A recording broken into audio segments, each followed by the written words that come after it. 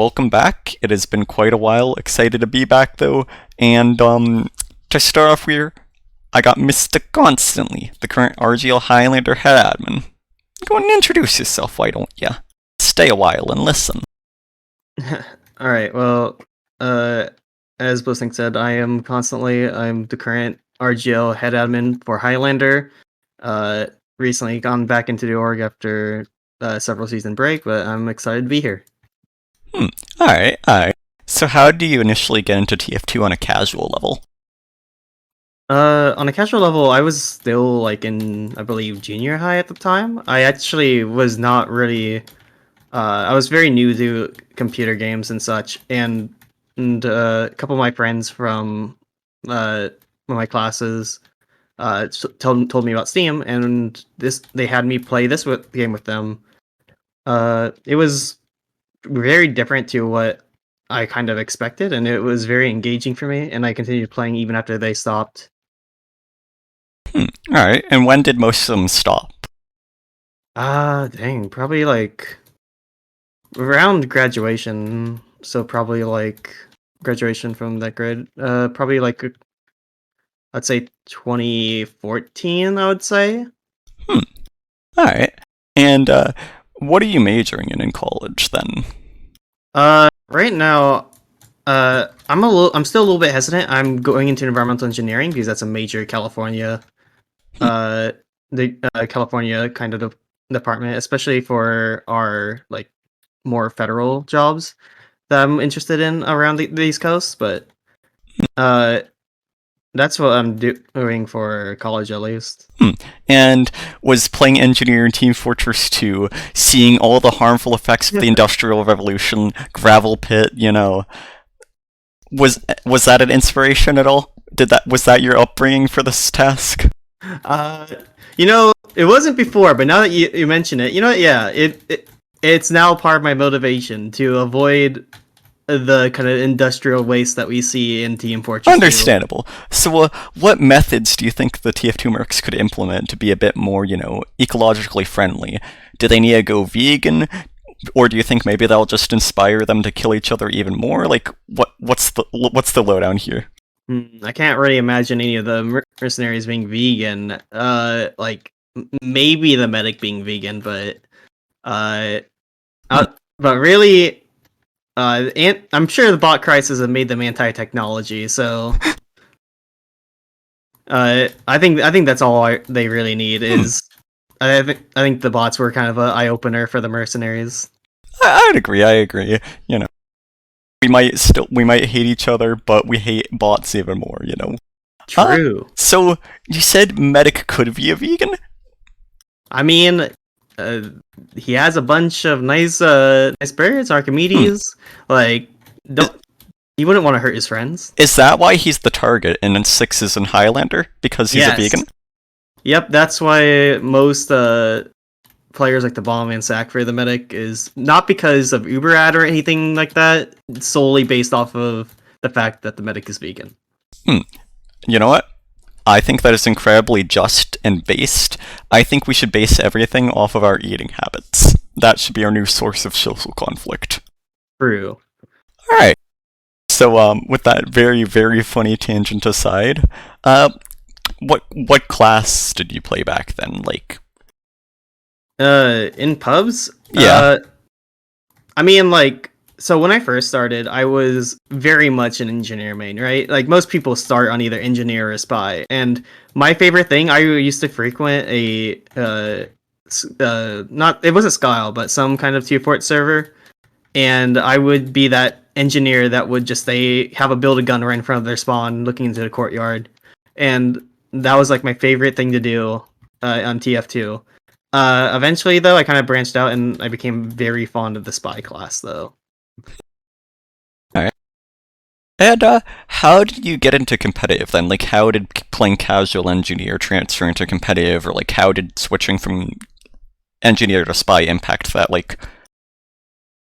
It was just that it wasn't really relative to the classes I was playing, but because back when I was starting to get into quick play more, and I would also was starting to watch competitive casts at the time. I think EVL and XTV was the two big casting orgs for Highlander, and I kind of fell in love with watching Highlander at the time. And so like I kind of wanted, I didn't know how to get into competitive at the time. So the most thing I felt comfortable with was just doing callouts in pubs, and so I'll just do callouts over mic when I was like at around the like 300, 400 hour mark. And it just happened that there was this one guy. I remember it pretty clearly. I was on CP process and I just called, I don't know, like a soldier or something in the lobby. And the dude was just like, yo, competitive callouts? He added me on Steam and asked me to join his Highlander team. And I was like, sure. So what I'm hearing is, if you make callouts in casual, you sound like a professional, and it's an easy way to get into a team starting out. Yeah, I mean, I guess because like I assume at like that kind of level of like iron slut, like low open, you don't really have connections or anything, so you kind of rely on whatever connections you already have from playing casual or pubs, or then like just seeing who in a server performs pretty well or seems to know what they're doing. Right. And I guess like if you are able to do callouts or if you know like competitive callouts, then that kind of demonstrates to people of similar level that I don't know, you're a potential teammate or competitor. Well, you heard it here. Become a pub main caller, and you'll be able to find a low-level Highlander team. I do think that would actually help a little bit if like for the low level, for like the kind of pubbers that want to get into competitive but don't know how, assuming that they don't already know about competitive TF2 leagues or something, they just want to be more like competitive with their playing. I guess that would help and maybe help them find something like RGL. That's definitely fair. I think it's definitely an interesting strategy. I think the only possible bad thing, though, is that you run the risk of becoming a banny sub with your pub main calls. That is very true, and is a very like big consideration. So I guess you gotta do a little disclaimer: do not become a banny sub. Of course. Your reputation will be in shambles! I'm just joking, obviously. I have nothing against banning. Of course, you must correct yourself as the authoritative RGL figure. I just don't want to be taken out of context. Be like, oh no, the RGL head admin hates banny. Constantly cancelled. Yeah. Hi. That's fair. So, what class was it on, though? Like, what class did you usually main call in pubs as, and what class did you get into competitive as? Main call? I wouldn't say, when I said call, it would like be like... Not main call, yeah, I just said main call in my mind. Yeah, but for the most part, I was very much into Spy, like I said before, and Right. so I was actually picked up originally on Spy. I was going to play my first season of Steel, I think season 18, on the Spy class. Though in the preseason, our engineer had to quit for various reasons, and we had a Spy sub, but we were looking for engineer, and I wasn't really too picky about my class. So, and I just kind of wanted to play, so I was like, hey, if it makes it easier, we have a Spy sub, put them on main, and then I'll just play NG. He was like, you sure? And I was like, yeah. And that's how I became an engineer main. Is that how you became a certified professional? God, that team was so dorky. I think no one on that team of the starters was like over 16. I think it was like all like minors at the time. Like it was just a bunch of kids just playing TF2, which at the time it was fun being with people around my age, playing a video game. Do you still interact with any of those people? Like, did you make any friends from back then that you keep today? Absolutely, not from the main roster because I don't have any contact with anyone on the main roster from that season. I believe, yeah, not even the medic. Now that I remember.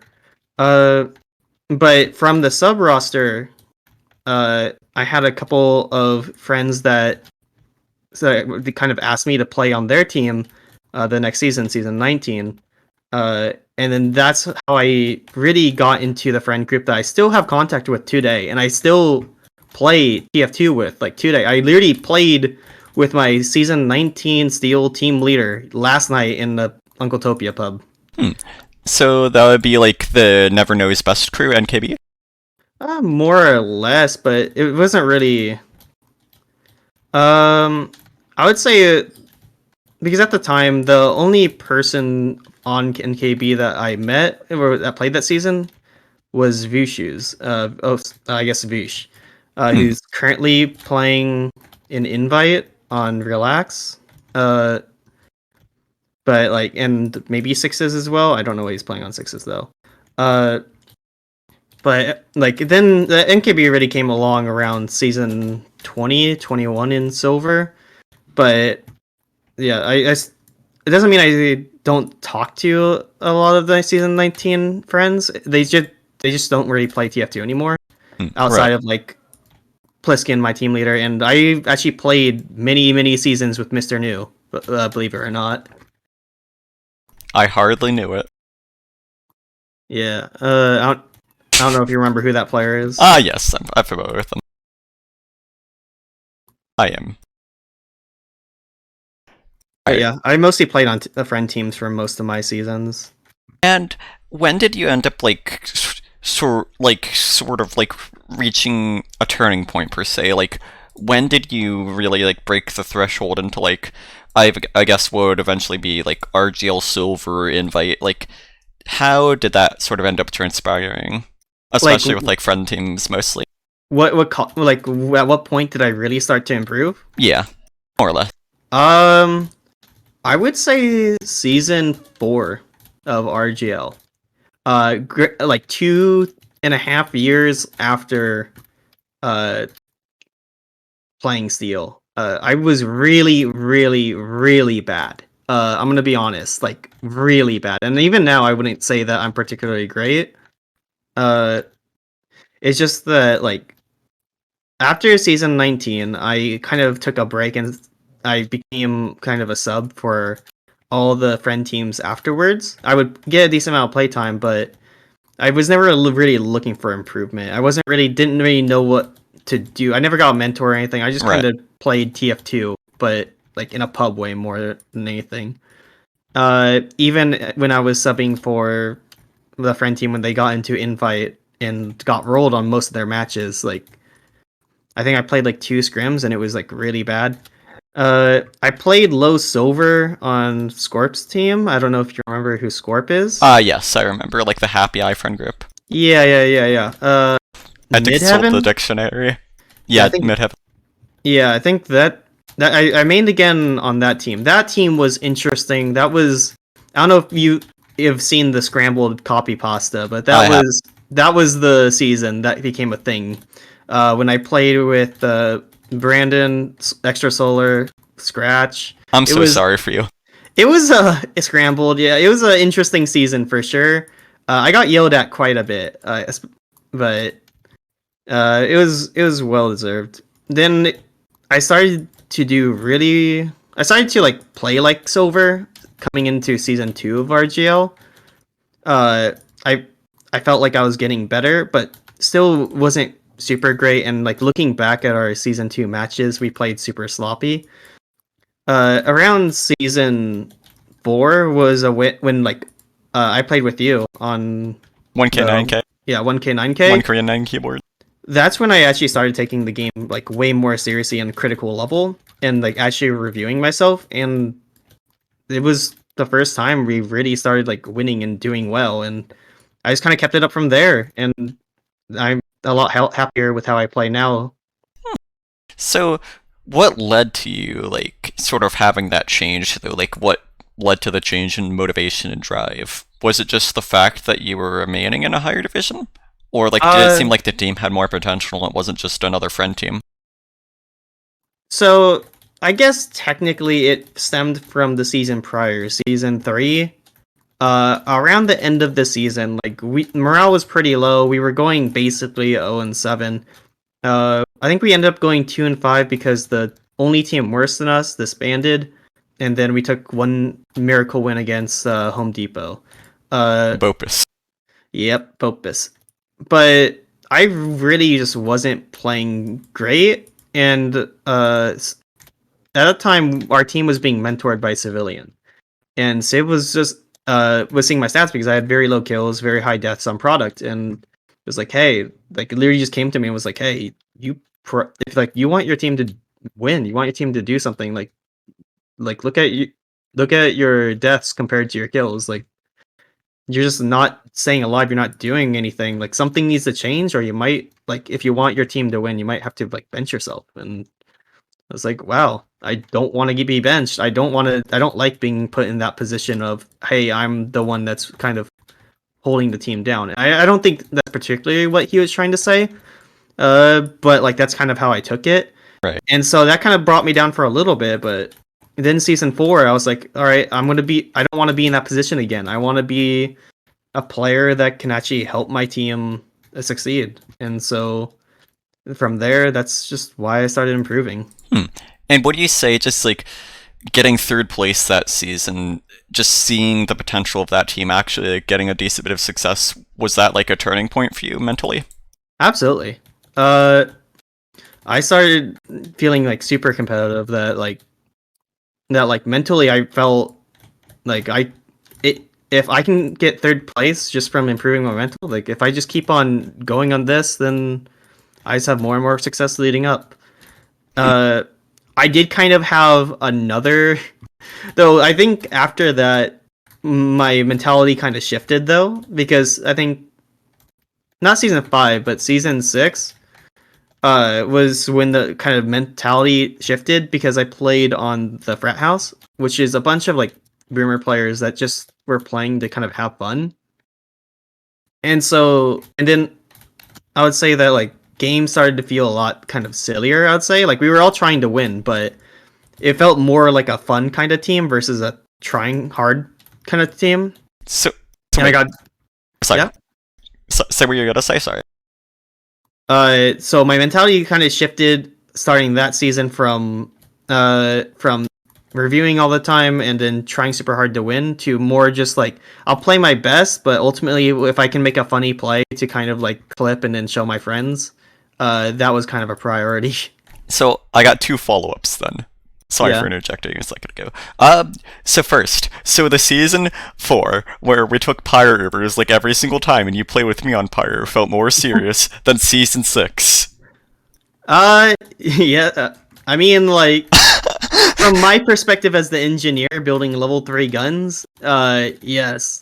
Impressive. If that feel more serious versus season 6, where on Steel I would build a gun, not a gun, a telly that went to the JFK windows from A, whatever you want to call it, and then just kill the sniper whenever they were called there. I still have clips of that, which was really funny. Beast.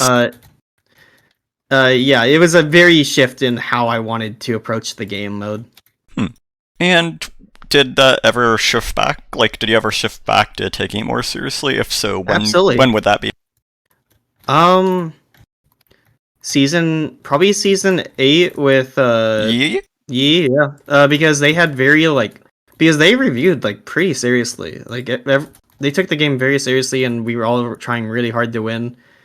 And that kind of just shifted my mentality back. I guess you could say that depending on the team that I play with, my attitude kind of changes with just to fit whatever the kind of theme is with the team, and that's just how it kind of adjusted. And then the next season 9, I got back with the NKB friends, and we got second place in advanced / challenger by the game seriously. So I would say that I am a lot more successful when I take the game a lot more seriously. Shocker, shocker. But either way, I tend to have fun with however the teams try to play. Right. So would you describe yourself as a bit of a social chameleon then?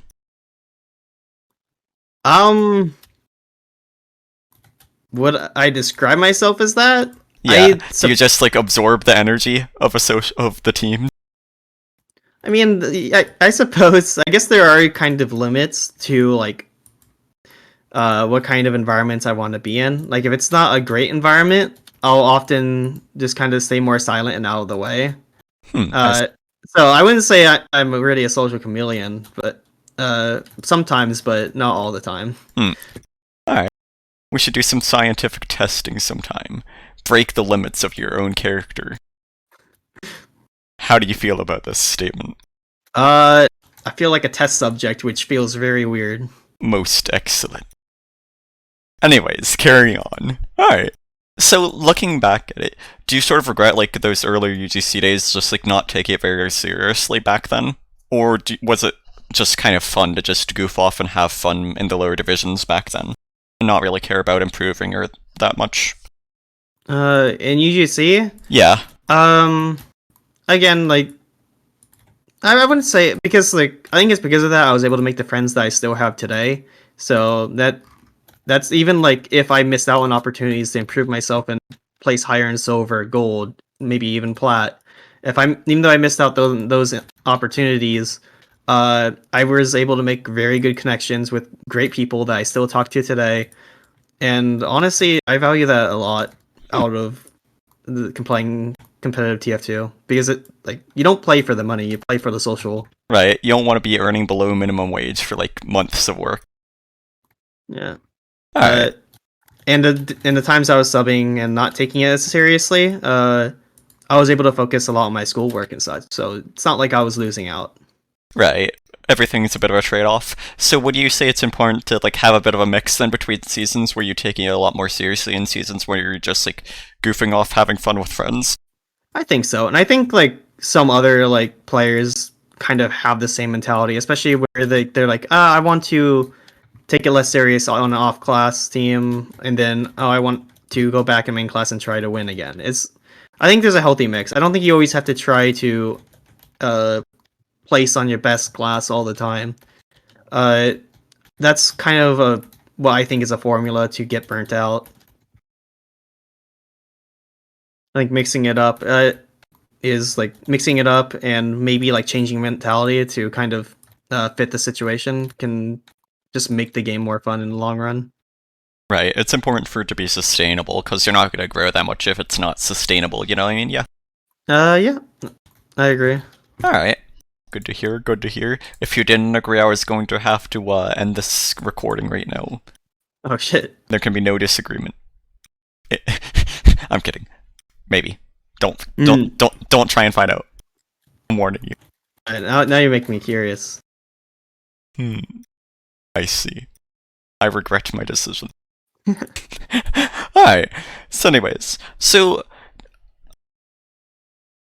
would you say, like, the social atmosphere, the whole experience of UGC was very different than, like, how RGL has been? If so, how? I never really... Okay, so I can't really comment. I mostly played on friend teams, and, like, the one team in UGC I played on that wasn't a friend team, I kind of just showed up to play, and that was it. I didn't ring. I didn't ring for teams. I didn't play pugs or hang out on the UGC forums or anything. So I can't really compare the culture as a player. I guess I'll go and rephrase that question then. Do you think that you would have as easy of a time just, like, playing with friend teams, networking, making all those meaningful connections that have, like, lasted for as long as they did? Like, do you think you'd be able to do that in the present day if you were just starting out, like you in specific? Yeah, I'd say so. Alright, so you don't think there's been, like, an inherent shift in the culture in that sense? Specifically in that sense, not as much, no. Alright, well, I'm curious now. What senses do you think there might be cultural shifts in, then? Cultural shifts? Yeah, seeing as you said, like, specifically in that sense, in response. I mean, a lot of it feels like there's a lot less how do I phrase this?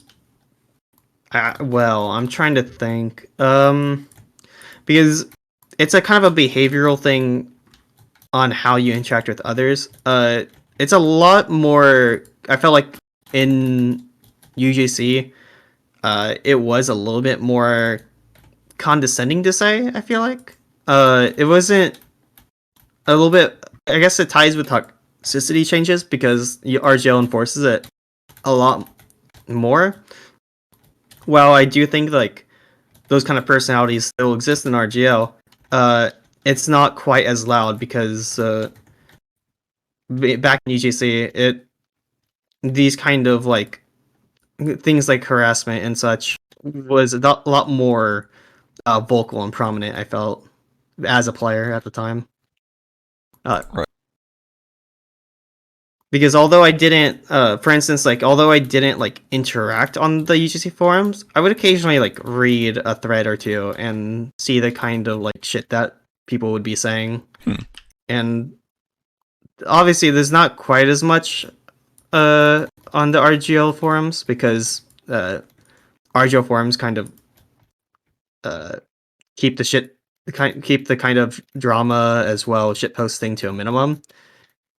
Though we still see it occasionally. Would you say that's why the forums are kind of dead? Yeah. I'm half joking. Not fully though. Yeah, and I'm going to give you a serious answer. I do actually think so. I think because a lot of the reason for forums, especially now that Discord's very popular, like was for those kind of public kind of drama as well as just kind of joking around with their friends, kind of just griefing around forums and such. And sorry. Never mind. Okay, sorry. Yeah, it's just I have to get used to like everybody's speech patterns a bit. Okay, so my follow-up to that would be, getting back on track, do you think that the shift from like drama mostly being on public forums to Discords has been a beneficial thing, a negative thing, or do you think it's just like more nuanced than that? I mean, the grand scheme of things, like, it's not a positive thing because it's still happening. It's just happening more behind closed doors. Right. Let's say like, behind like everyone's little private Discords. They will say it instead of in a giant public area.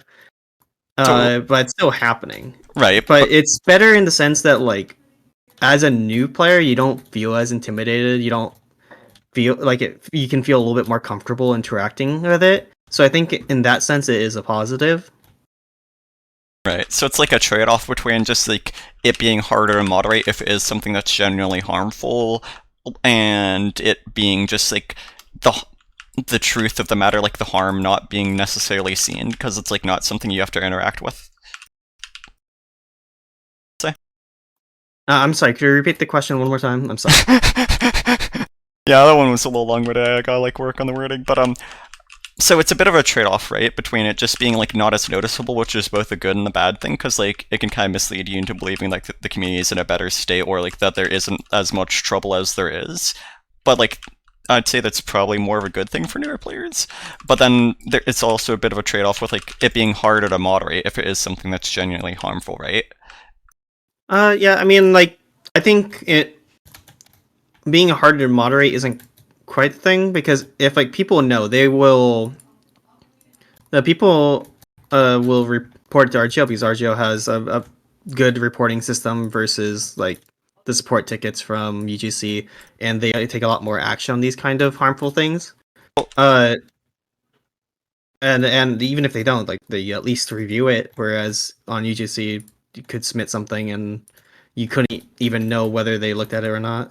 So for this, I actually want to like bring up just like if you recall, there was like this massive thread on like harassment in RGL or something. I think Ampy did it, and there was a lot of discussion between like private, public places of moderation and forums, and that's kind of I guess what I was trying to get at a bit. Like some of these things now that they're on Discord, it's like you can't really moderate it or like fully trust it compared to it being on the public forums, right? Because it's like you have to worry about it being like faked if it's from a Discord or anything. Like yeah. So in that sense, would you say maybe it's a bit of a negative?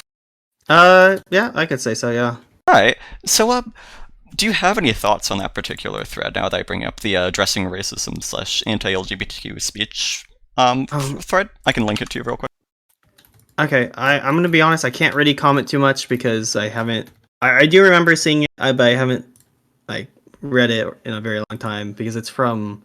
It's been over a year, I think. This thread, right? Yeah, January 16th, 2021. Okay, I just figured I'd like bring up since there's like a lot of back and forth between the idea of like private discords and whatnot, and them being like different to moderate.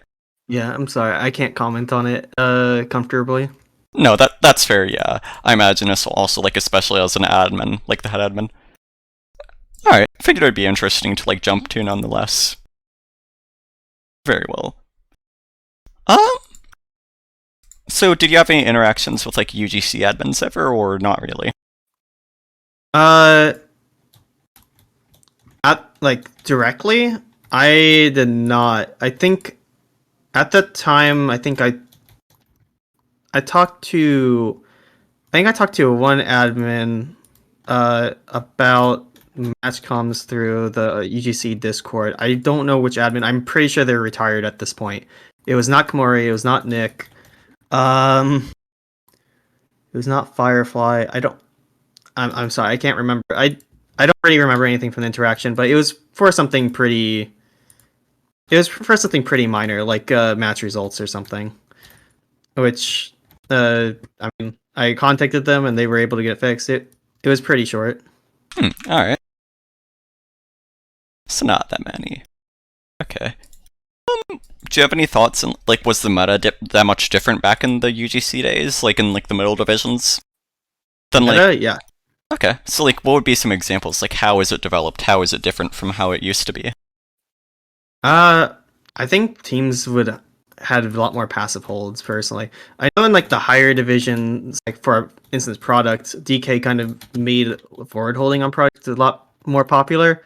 Uh, in the middle divisions, from what I could tell, like there was nothing like that. It was very kind of passive, and people played around behind rock a lot more than pocket. Sounds awfully European to me. I guess you could say that, yeah.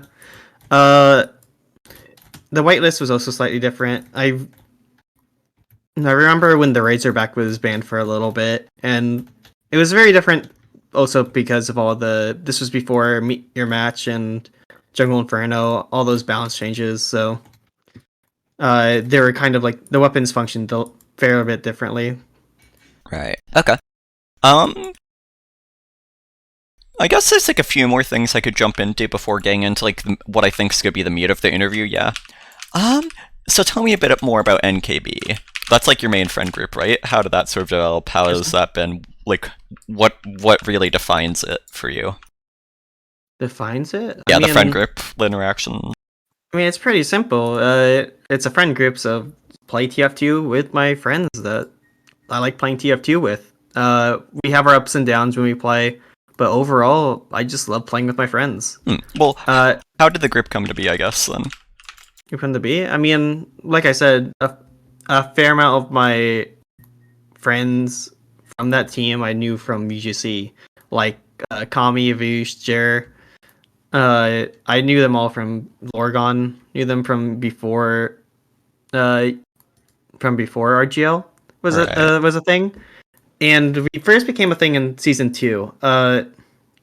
When Vush wanted to make a team, and it was there that I met actually a decent few of the other friends that I now have. Such a Such as Craft Kitty, Gadilly. I met Civ, uh, and yeah, from there we just kept on playing every other season. So we went from season 2.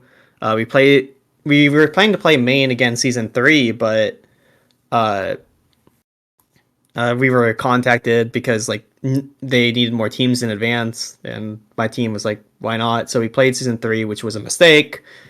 But then from there we started alternating every other season. So then we took a break season 4, but then we came back season 5. We took a break season 6, came back season 7, then season 9, which was the last. I think it's the last time we really planned to play together. I think a lot of my friends are kind of burnt out.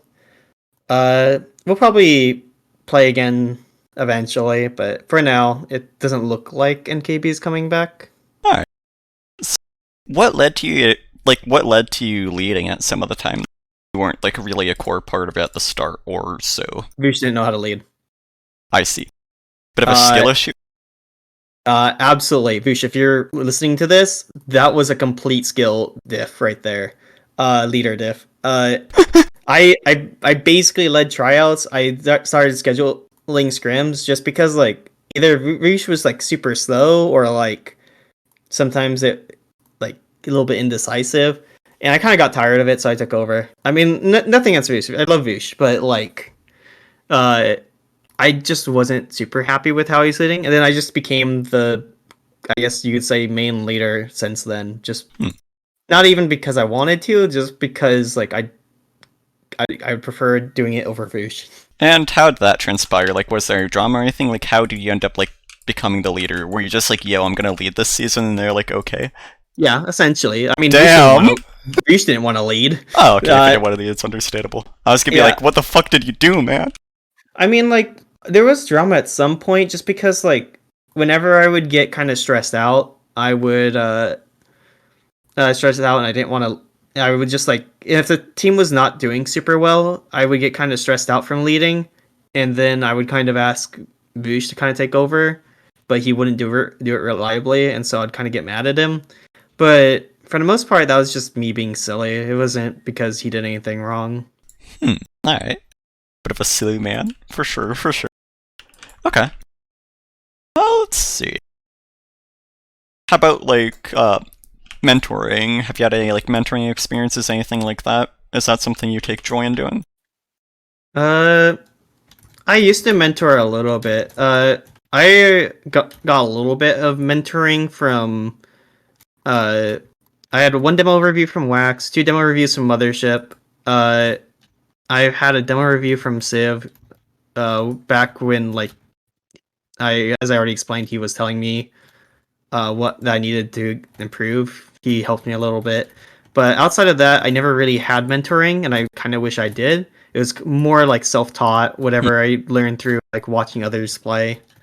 Uh, and so like past that, I kind of wanted to give back and like give support to others what I didn't have, so that I could improve better, and so others could improve better. Uh, so I had a few mentees. For the most part, it was like a one or two off demos, and then they just wouldn't contact again. I had a little bit of mentoring that I did in the Mothership engineer.tf Discord. It was pretty short lived since one, I felt like I couldn't give advice as well as other engineers. Like when I see other mentors, like other players that are helping others, like June or Austin, uh, I can't help but like think that how can I do this if I feel like those players can play engineer better than me and can give advice better, and that I may give advice to them and it might be like a game losing decision. And so I got kind of worried about that, and then that mixed with my own like uh, lack of time because of school and such, I just decided to give up on it. Hmm. Now that I'm back as staff for RGL, especially as a head admin, I just don't have the time for it anymore. If I wasn't RGL staff, I would probably try to give it another go, but I do have a little bit of insecurities with my own playstyle. Right. So, why didn't you just, take out the competition back when you felt like you were being outclassed mentoring-wise? Riddle me that. Wait, I'm sorry, take the competition back? Yeah, why didn't you take out the competition? Take out the competition? Yeah. What? You lacking? I mean, I guess in a sense, you could say that. That's why you're not a spy man anymore. Yeah, though I'm hoping to be spy this season. Oh yeah? What's this season gonna be for you? I'm trying right now for season 13 by the time we're recording this. I'd like to play spy because I was ringing the other night, as you might have seen. And I had a lot of fun with it. I think spy is a very fun class, but that's why everyone wants to play it. Right. It's like their own ticks and like style of making it work and playing it. Yep. Mm-hmm. Okay. Is that have you like played any spy in competitive really before, or is this your first real time like playing it in like a higher division or like really that much in the first place?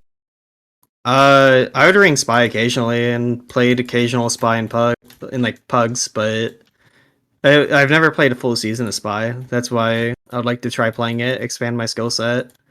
And I got Micah lately to help me out if I ever am in trouble. Brother. Big brother Micah Lele. Going over spy tips with me. There's probably one last topic to touch on before I get into like more admin stuff. Okay. So you mentioned pugs, yeah. Uh, what have your experience in pugs been like? What are your thoughts on like the state of pugs? What sort of I don't know. Just give me some little work with here. Um, I'm not a pugger that much anymore. I would occasionally add up to pugs, and I've wanted to pug before. Uh, but I don't know. Half the time it's kind of goofy with things like rocket jumpers or just trying to focus your friend, and then the other half of the time, I might be forced onto like a class I didn't want to play, like medic or demo. I really do not enjoy medic or demo. You don't enjoy demo, man? I really don't. Why is that?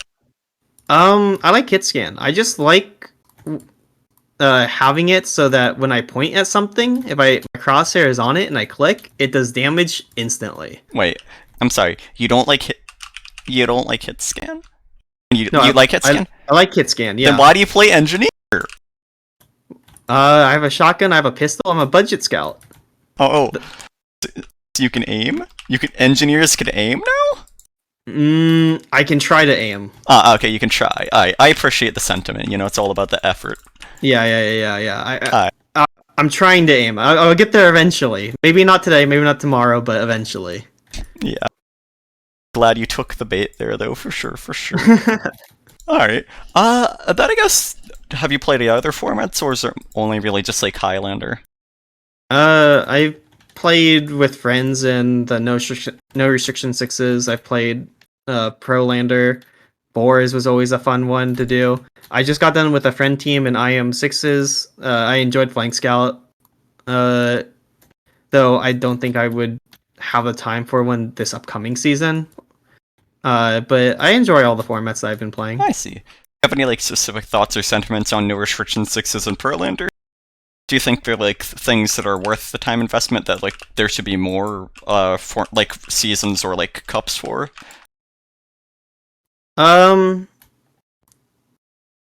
It's kind of tough. I would say I'm not particularly interested in either format on a per season thing.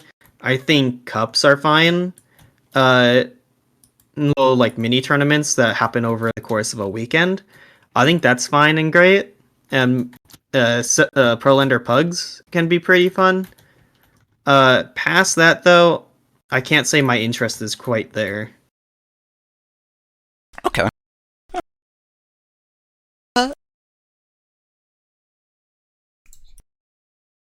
Do you think RG, like even if you aren't personally interested, do you think RGL would benefit from just like Prolander becoming more of a thing as it used to be? Prolander? Yeah. No, the foundation of the league initially. Personally, don't think Prolander is necessarily great for the scene.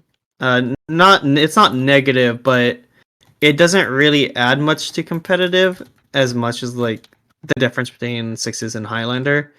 NR sixes would be a cool way to kind of bring together casual and competitive if the in-game competitive was actually functional. Like if that was something that was actually played in-game competitive, I think NR sixes would definitely close the gap between the sixes that we all know and love and that kind of no restriction sixes. While the current in-game competitive is not very liked though, it feels more like a format people play for fun versus like a way to close the gap between casual and competitive and get an easier introduction. That's just how I feel currently. I don't remember actual statistics behind this, so I'm not going to claim that like I'm basing this off of like statistics or like solid reasoning. It's just how I've kind of observed the two formats. Right. Okay. Is like no restriction sixes thing you've pushed for at all? No restriction sixes. I was pretty pro for it the first season, like season 1. I was an admin for RGL during when we were planning for season 1, and I really loved the idea. I actually used to play the in-game sixes like quite a bit. Just because it was fun. It was like a mini like DM server almost in the in-game competitive. And I quite liked. I enjoyed it quite a bit, and I thought that it would be a good way to close the gap. But going into season 2 and seeing the outcome of it, and as well as just the general kind of theme of how in-game competitive has been treated over time, by the communities, both pub, casual, and also competitive communities, it just felt like less of a productive effort.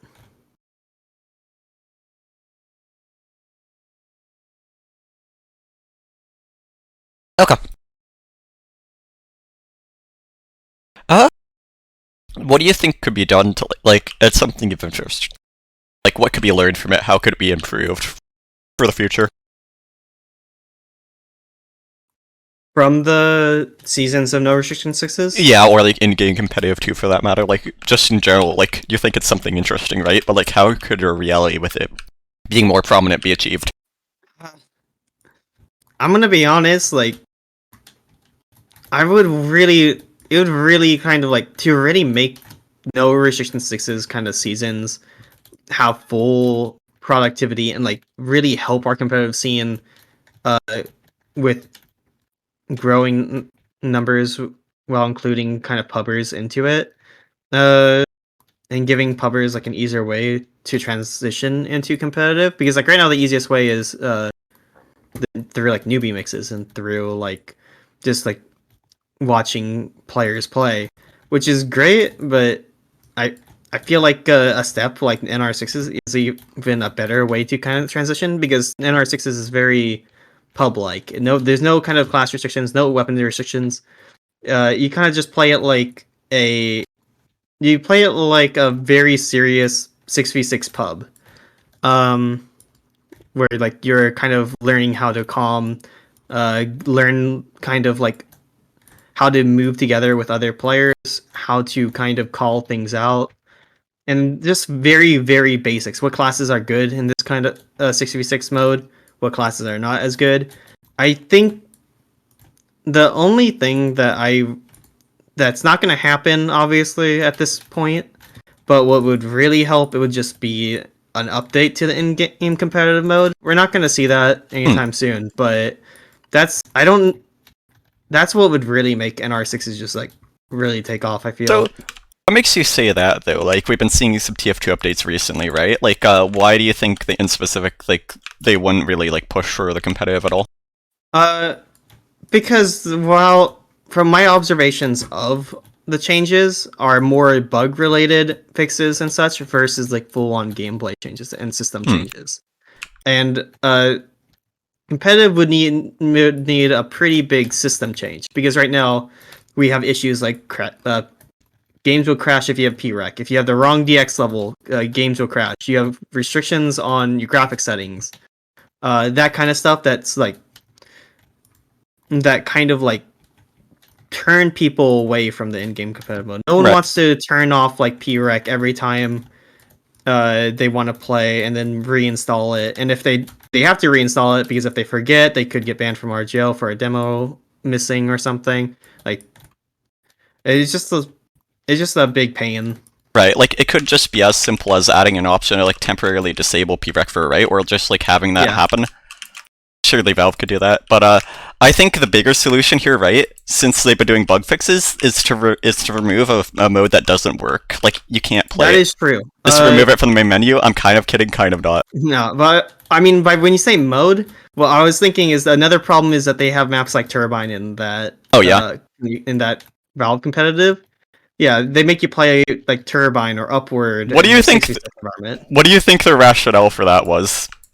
I think it was to be like it seemed to be like to be more inclusive to everything that TF2 has to offer, right? All the Right. different classes can see play, all the different weapons can see play, different team comps, and in this case, different modes, right? To Right. see like you can have competitive on payload, competitive on CP, that kind of thing. But obviously, we don't really quite see that, and even in other sort of esports, they tend to contain it within 1 or 2 game modes. So, would you say that like no restriction sixes running payload would be a mistake as well then? Depends. Like I think upward wouldn't be good. I think I played upward even in over Restriction Sixes. I didn't like it. Like the first I one or so. I don't mind Vigil as much because it's short. It feels shorter. It feels like a lot faster paced. Hmm. Which is why like people tend to like it in Highlander as well. Uh, I think that would have potential as a map, but outside of Vigil, I couldn't see any payload map working. So what if there were more payload maps kind of designed specifically for the mode, kind of like along the lines of Vigil? Do you think that could be something that would help? Yeah, absolutely. I mean, if they want to, if push for a kind of payload, that kind of idea of like having multiple different modes, it could potentially. Alright. I think the consistency of practicing one mode is best though. Like I don't know, like on Valorant, like it's or like CS:GO, you're just basing it around the objective of defusing and planting bomb. What every about round. rescuing the hostage though? I mean, I'm sure there's tournaments about that as well, but that's a Yes. separate thing. And so that's why I think like keeping it kind of consistent to one mode is the best. It also is just easiest for players to practice. Okay, that's definitely fair. Yeah, especially when you're like just looking at like people who play the game casually who don't have as much interest in competitive necessarily. Like it's you don't want to have like a super high learning curve for sure. Yeah. Yeah, though it does kind of suck in a way because that just because some people like it would kind of exclude groups that specifically don't like playing one mode, especially as I've seen from Uncle Topia players. Like people don't like playing the same mode over and over again from a casual perspective. Untrue. Have you ever been like once they get on payload, it stays on payload for eternity? I'm kind of kidding. No. Like that's actually real. Like it does stay, but there are a pretty vocal bunch that don't like payload as well. Oh yeah. And so by keeping it, if we were to have a format that was payload only, then those kind of people wouldn't really have a place in competitive. So what if we just made multiple like ones, like one for the Uncle Topia payloaders? You know, just break it into a ton of separate simultaneous cups. Nothing could go wrong. Nothing could go wrong, right? All right. Could we see organized 12v12 in the future to really appeal to the casual audience? You know, I'll write it down. I'll get back to you on that. Aye, yeah. This is my application to RGL. Yep. Okay, fair enough. I think that's about that topic beaten to the ground. I believe it is onto adminship now. So, Sure. what led to you becoming an admin initially? Like, what was the motivation and the methodology of it? It's been a while, huh? My first time as an RGO admin. Well, I'm gonna go even further back because Go ahead. I was a RGO helper when the org first started. I think the server was made in fall 2015, but I was involved around early 2016 where we did the first Prolander 1-day cup. This was before we had seasons for Prolander. And so the winner, I still have the medal for it. Hold on 1 second. I can actually tell. It was, oh no, it was for the winter 2017. So like, I think it was January of 2017. So that was when the first cup happened for Prolander, and I was involved as one of the helpers for it, and I kind of helped manage divisions for that 1-day cup. I think started around noon my time, and then ended in the evening. And I kind of enjoyed it. I had a little bit of problems with one of the teams, but Siegfried helped me figure it out, and I just had a fun time helping out players. I didn't really help. Like I tried helping again in the next cup, but I was just unfortunately a little bit too busy, so I wasn't as involved. And so I kind of stopped helping up until RGO Highlander became a thing, which took off about like a year or two, probably like 2 years after. I think it was 1 or 2 years after Prolander was the big thing in RGL, and we had the old RGL Highlander Discord because Highlander used to be a different Discord from the current RGL Discord. And they started holding experimental cups, and at that time, instead I'm not sure why at that time they didn't just use admins for the staff members, but they were looking for kind of helpers to help out with those cups and adminning for them. And so I volunteered, and I volunteered for all three of the cups. I think it was three. It was two or three of the cups before I finally became an admin season 4. Like right before season 4, so like during the season 3 off season, postseason. I applied and I got in mainly because I had like so much experience with RGO Cups before.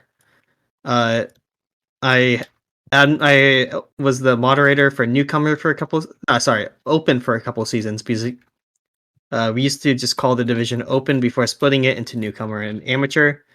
In which case, I was the newcomer, I believe, admin as soon as that division was created.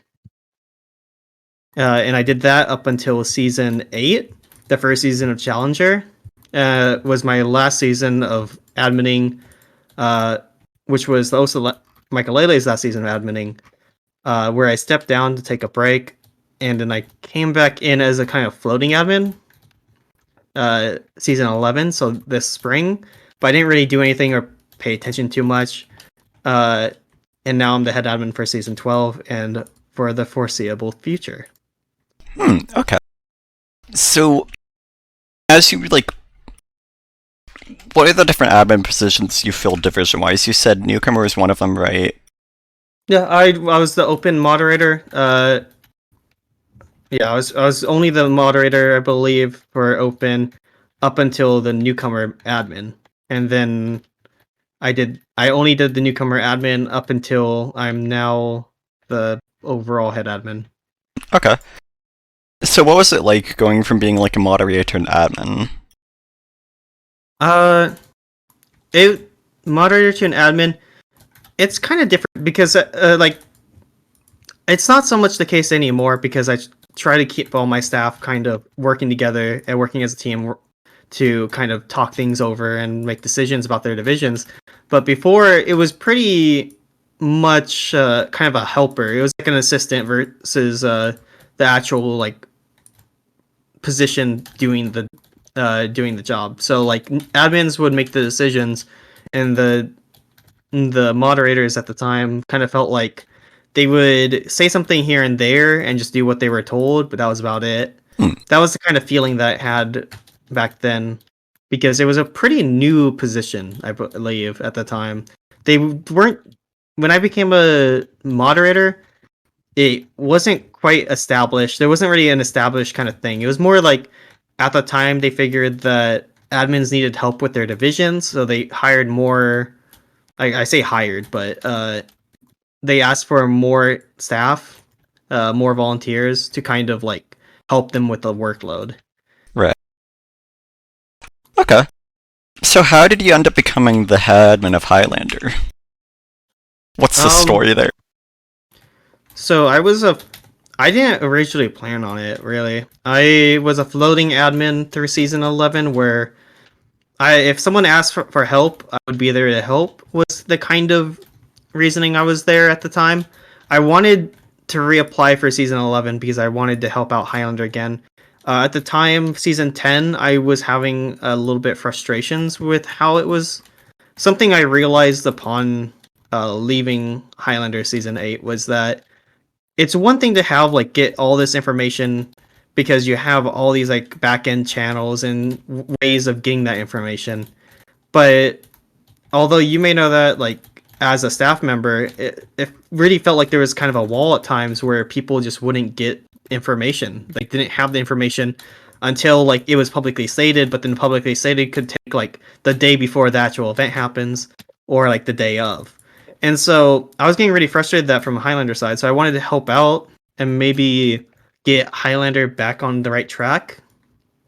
And I don't mean to imply that Wilmatic was doing anything bad or any of the other admins particularly was doing anything bad. It was just a trend for the overall like staff at the time. Right. For a Highlander. And so that was my kind of purpose, but I didn't end up doing much because I don't know, people just at this time there was no really any staff that was around from when I was staff. besides like Joey Lemons.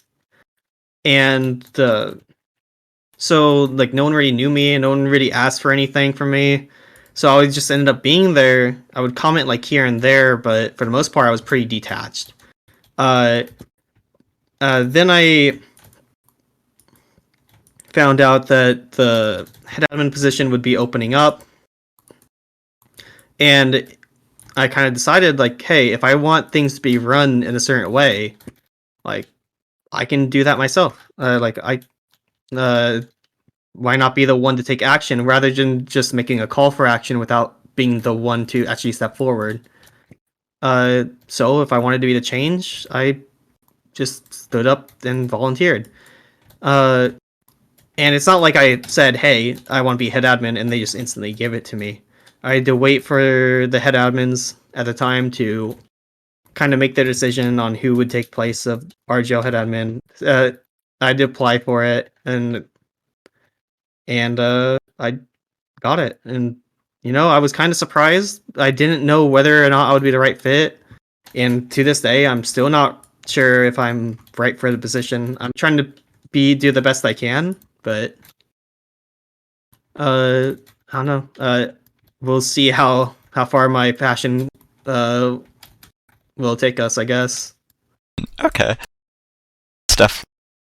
Do you think that like you've kind of set out in what you have achieved on what you wanted to achieve? Like, I've started to make changes that I wanted to see. I'm not quite there yet. There's still a lot that I want to do. This is my first season.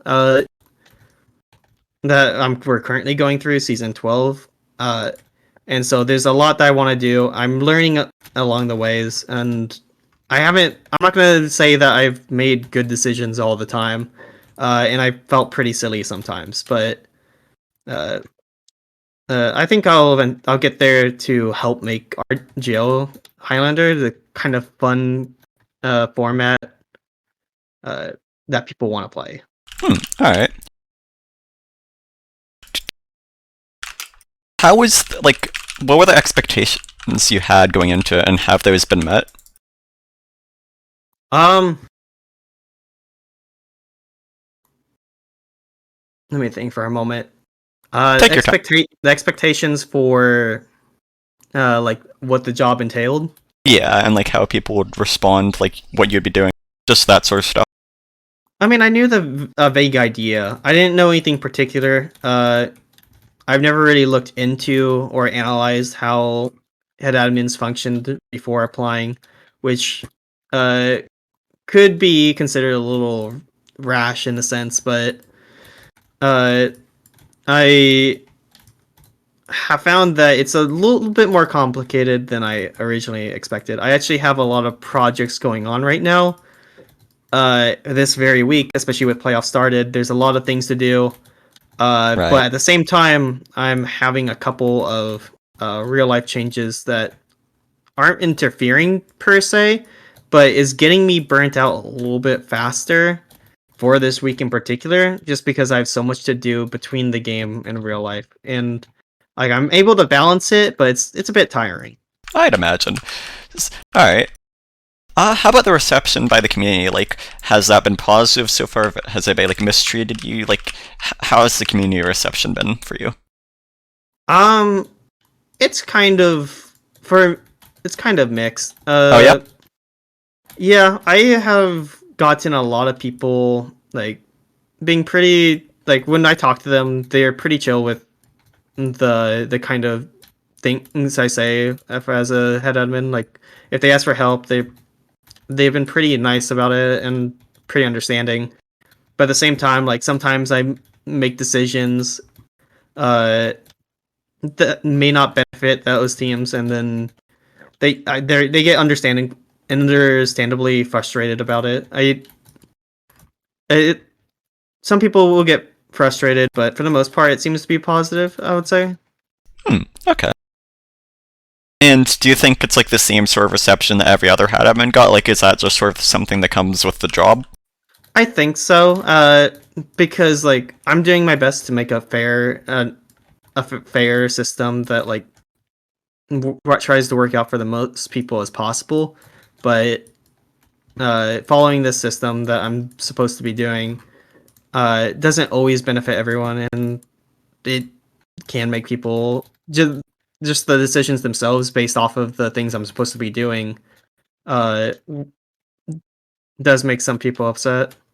So do you think there's a bit of like an unhealthy and unrealistic expectation for you to do things that only benefit like them as in the context of like those teams and people? Um, like it depends. I think there's always something that I could be doing better. Whether people like what I'm doing or dislike what I'm doing, uh, I my own personal criticism towards myself is that I'm not a great communicator. Like even as I'm doing this interview with you right now, uh, I feel like I don't say things very well. It's why I like typing my thoughts a lot more than speaking because I don't think I speak very well. Uh, and but like even when I type, I feel like when I contact them that maybe I could be making a mistake in how I'm phrasing it, or maybe like the concept I'm missing something that maybe they understand but I don't. Because I don't think I'm perfect by any means, and I could be making a lot of mistakes. Though I try to get help whenever I can, get additional feedback because ultimately, like this whole staff kind of job thing with RGL, it's like a team thing. It's a team project. You have my div admins, they have their moderators. We kind of work together to make Highlander work. Sometimes the system just doesn't benefit everyone. Like if, for instance, if there's a tiebreaker, right? We do math to figure out people who are tied to see which one is above the other, and the math may favor one side, and then the other side feels kind of cheated. Like there's just not much I can do in that case. Besides, like maybe I could have reevaluated how to do tiebreakers in the future. But that's just an example of like how I could potentially just improve myself. Okay. Okay. So would you say like a huge part of just like adminning, especially like heading and having that perceived amount of like responsibility, like a huge thing is just like communicate, like how you communicate your changes, like managing the PR side of it? I do think so as well. Communication matters a lot with people. You don't want to leave them in the dark. Like I said earlier, when I wasn't head admin, I felt a lot less information coming towards me. Or like information that came late, and people need information in a timely manner, and they also need the appropriate amount of information about Right. what's going on. Both of which I'm trying to improve on. I think I'm slipping a little bit this week in particular. Like it's Wednesday, and we're just now getting playoffs ready. But sorry, not playoffs ready, but playoffs like published. Like if you check right now, you'll be able to see your matches most likely. Right. But like I could have potentially been doing this on like Tuesday. I'm slipping a little bit, but the PR side definitely matters a fair bit, I would say. All right.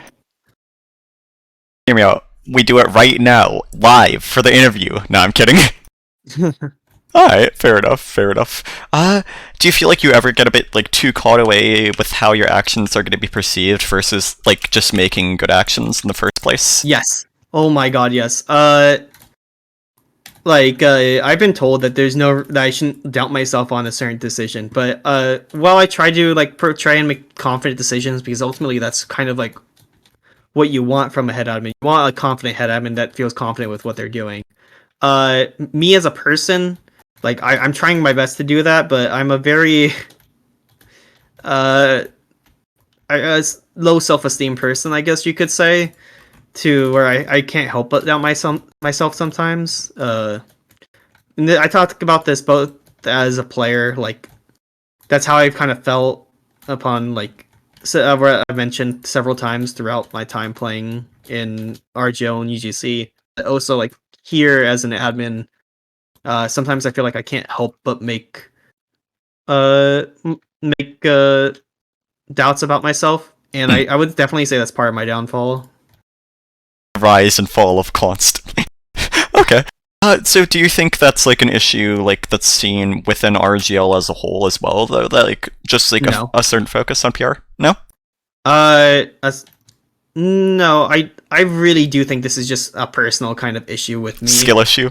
Yeah, I would say it's a skill issue. Have you ever Unironically. considered getting social mentoring?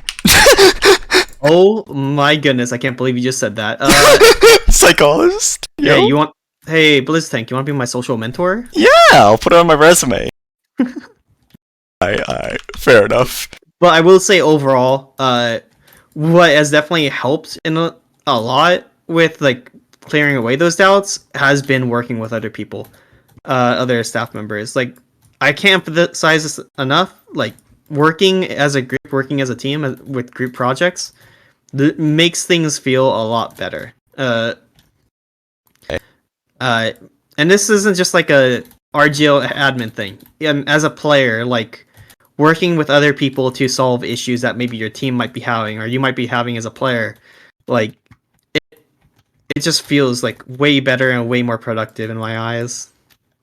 Right. Do you have any like people you'd like admins you'd like to shout out, like from the admin team? Admin team? Yeah, there are, I have a lot of admins I've enjoyed working with. Like, I also enjoy my entire staff team right now. I'm really happy with all of them. Two staff members that I have humongous respect for. One is Exa, who does an insane amount of work for RGL. I feel like people see a lot of the maybe taking it out like a lot of the like articles done every month, and like the maybe limited amount of public presence Exa leaves as an admin, but behind the scene, Exa does so much work like around the clock, late at night for RGL, like while also balancing like work and school. It's crazy. And very similarly, I would say Ad are kind of like one of our developers and the AC admins. Like both of them put an insane amount of work for RGL and as a volunteer position. Like I have humongous respect for them. With everything that they go through, and they have both been around before I was even admin, and they're still going. All right, that's definitely fair. So do you think like the whole like mental side of just like making all those decisions, the anxieties you have to deal with, like the fact that there's really just like a person and that at the end of the day that has to make those decisions and deal with them and like anticipate the consequences and whatnot, like do you think that's something that maybe the community doesn't really put that much effort into understanding when they don't get their way? To an extent, yeah. I would say that like ultimately like it's decisions that have to be made at the end of the day, and like whether I maybe might doubt myself in the process, like doesn't change the fact that the changes need to be made and done. And so like I always get there at the end. And like I do think that people in general tend to believe it's like one or two people at the end of the day making decisions.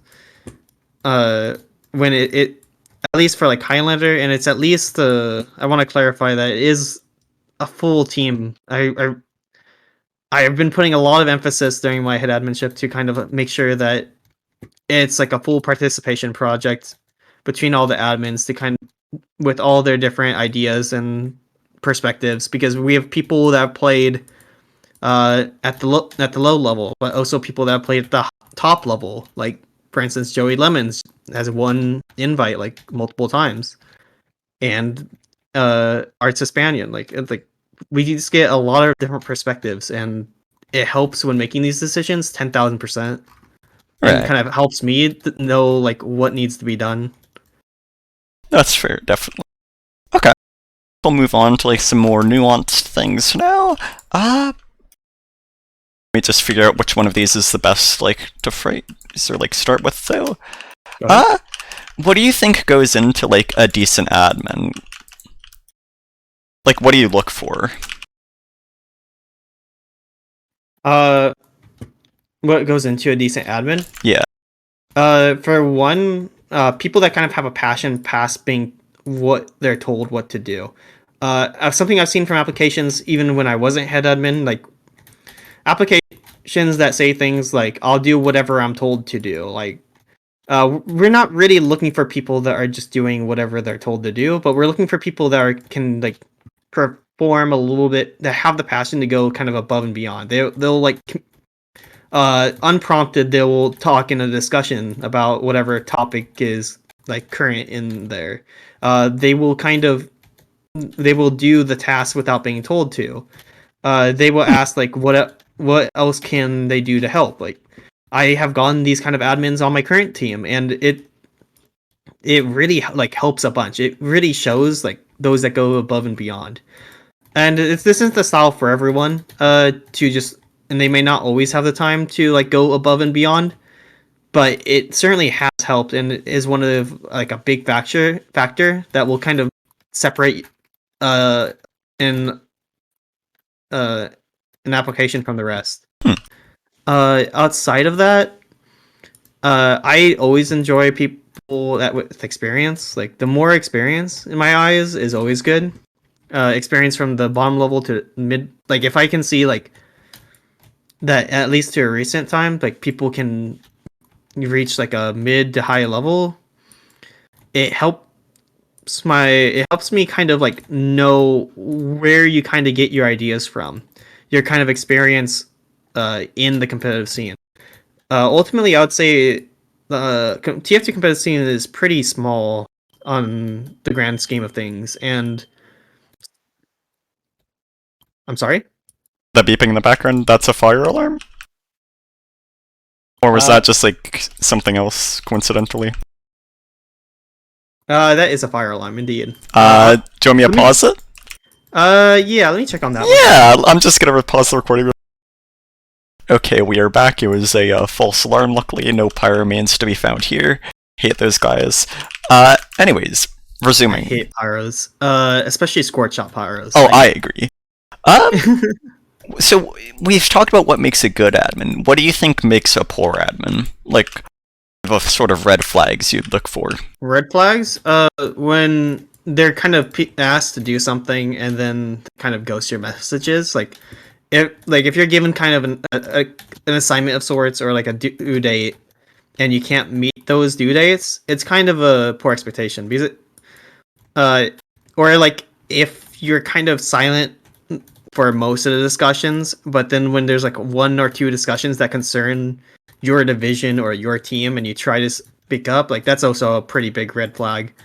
We want to try our best, like, been putting a fair amount of emphasis on this for like all my staff, is that we're trying our best to not have any issues of conflict of interest ever. And so if people are starting to speak in a way that kind of shows that, it's a pretty big red flag to me as like a head admin / employer, or whatever you want to, manager, however you want to consider his position.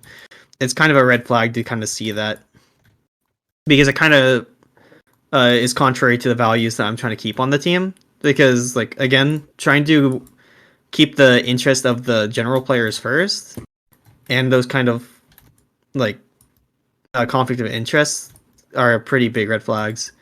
But otherwise, just like people not doing work, or maybe doing things behind the rest of the team's back, such as like surveying team leaders without the permission of the actual div admin, that can lead to complications and such. Right. Definitely makes sense.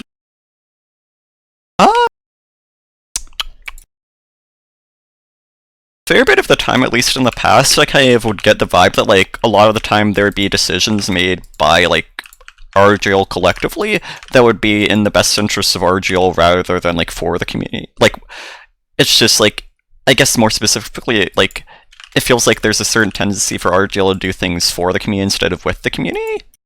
Is that, like, something you think has, like, changed at all? Like, do you think there's any truth to that? Like, what's your insight on that sort of idea? I'm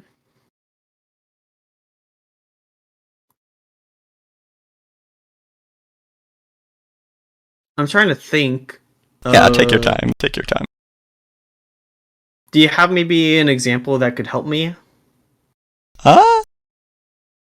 Non. Not particularly off the top of my head. I mean, we could get really granular about it, but I'm just more interested about like the general takeaway for you. I haven't seen that personally as much. Like, might have been something noticeable before I stepped down season 8, but my memory of that time is not great. But since I've at least this season, since becoming head admin, I've always kind of I personally have always tried to put the community first if possible. Uh, Sometimes I think maybe we focus on the wrong things. Uh, Maybe there's like a loud voice versus like actual statistical numbers. Uh, Uh, that is possible. Uh, or would it also kind of be like just like a vague sentiment? it's. I mean, I'm more meaning in like a vague sentiment. Right. Okay. Like that's really the only thing I can immediately think of that would put RGL for like kind of what RGL thinks the community wants versus what the community wants. Because community is a kind of broad term, and like even in the surveys, we can get like 300 respondents, but when there's like 600 people, 6 to 700 people actually playing, like that's less than half of the players actually playing that's answering the surveys, and they're kind of making decisions for the rest of the players. Right. So would you say maybe that like, if a person wants to have that takeaway, like it would probably be due to the result of like just poor PR or just like the intention not really being communicated to them as much? I'd say so, yeah. That's definitely fair. I feel like there's usually like a lot of nuance that isn't seen. Yeah. I feel like that's a lot of it. Like people will make decisions that make sense when they're like I'm sorry, the admins particularly will make decisions that make sense when given the full context and in a discussion. But then when like they're presented, maybe some of that discussion doesn't get portrayed properly in like an article or a discussion publicly. And so people are left wondering, well, how could you come to that conclusion, right? Right. And then from there, the admins then have to work their way to kind of lead up to how they made that. But it might have been a lot easier if they just kind of had that to begin with. And then it feels less like damage control for the admins and feels more like just a proper justification. Right? Sorry? That's just like an idea of like what could potentially what you're talking about with PR and explaining properly. I'd say so, yeah. I guess like more specifically, do you find yourself or like do you find that RGL ends up having to do damage control a lot?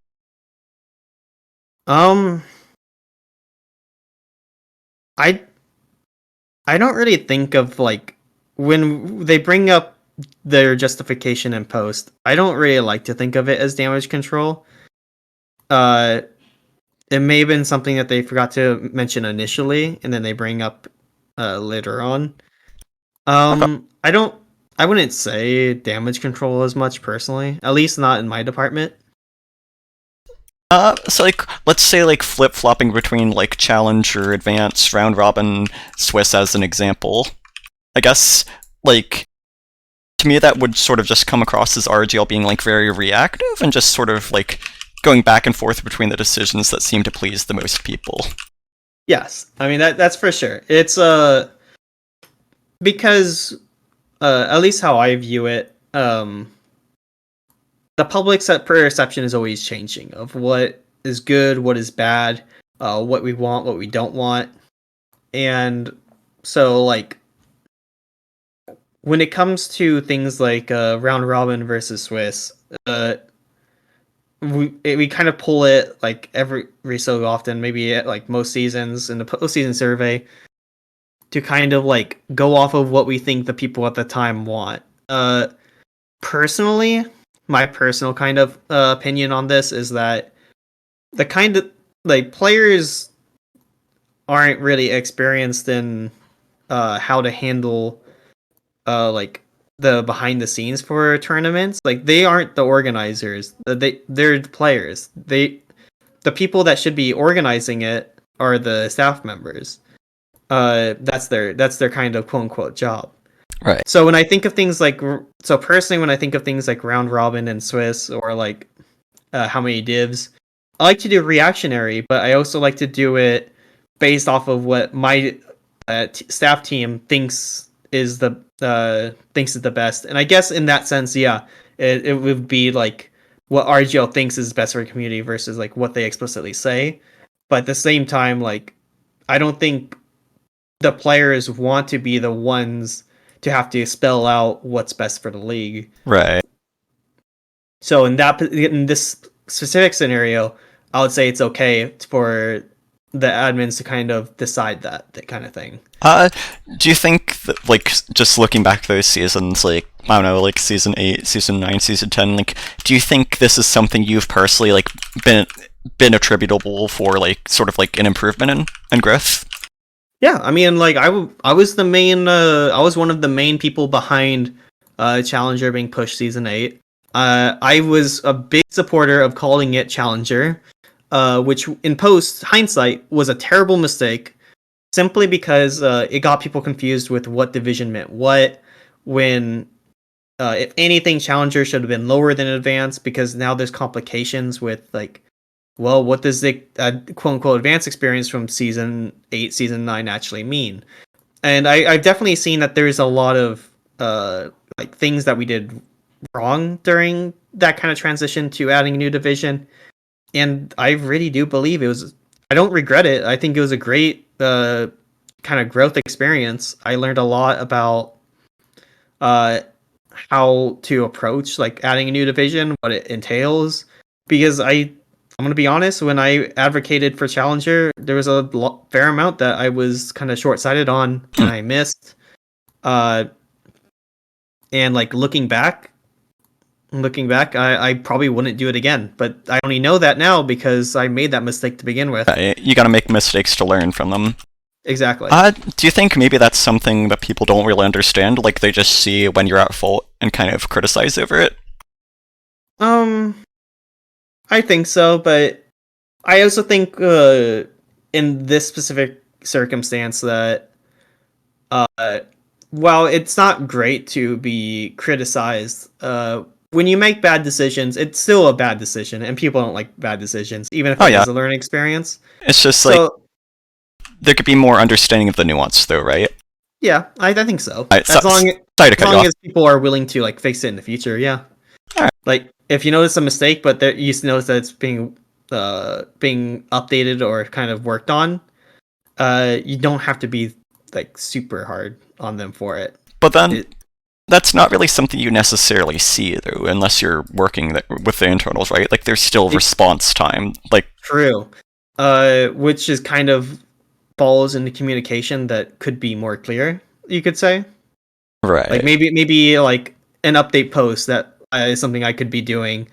Like let's say I make that kind of mistake again. Like right now, I brought back Challenger this season. And the next season, we realized it was a mistake, and then getting ready for next season. Right now, I could be writing like a post that says, "Hey, I noticed that I know that what we did wasn't the best.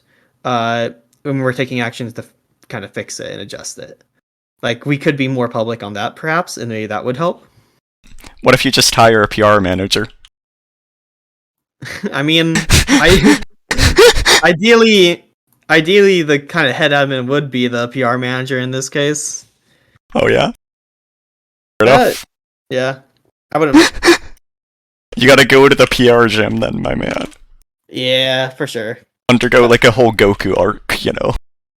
Yeah, a big training arc for sure. Get the montage. Alright, fair enough. Alright. Talked a lot about you in specific as an admin.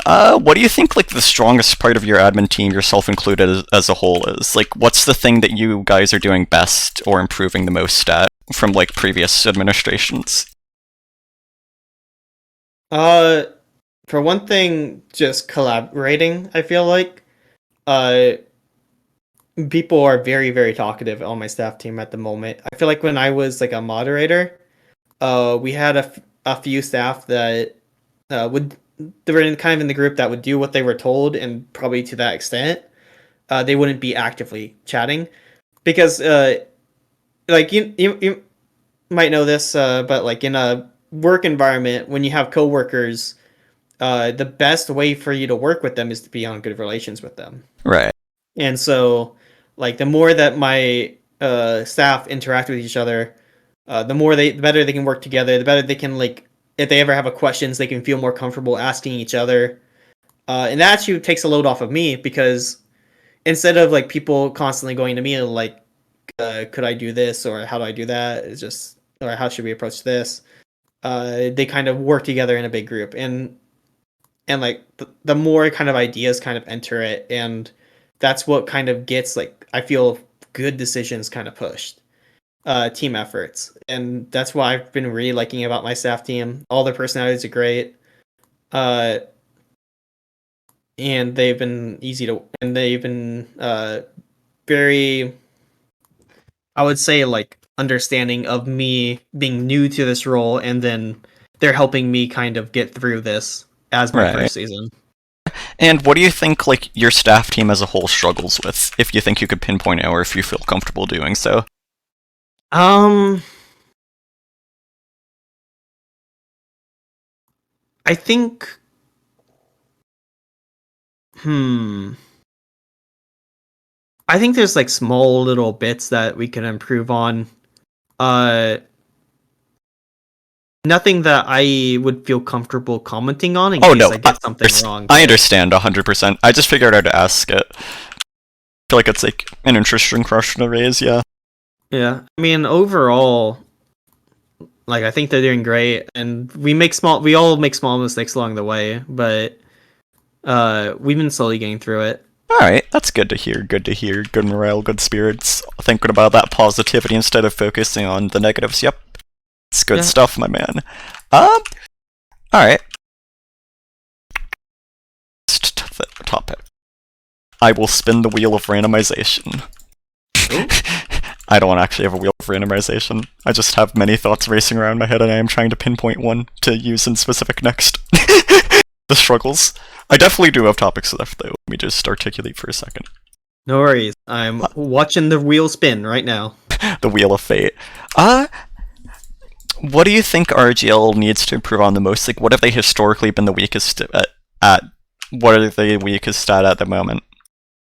At the moment, I'd say more. I don't know if I should be saying this, but I'm gonna say it anyways. You don't have to. No. It's fine. I think that the fair amount of departments don't interact with each other as much as they could be.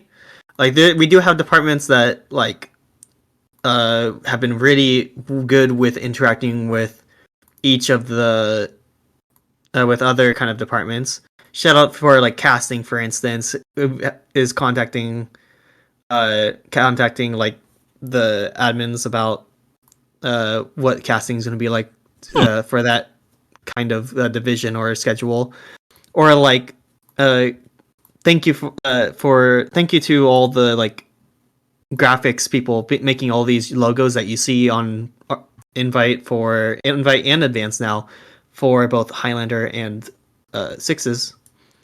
And those communications are great. I think we do have some departments that may have not been as active lately.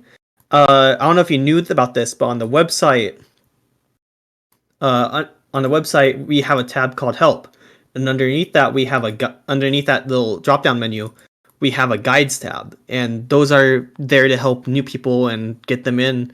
And I'm sure that there is more that we could be doing, but we haven't had those kind of like updated in a little while.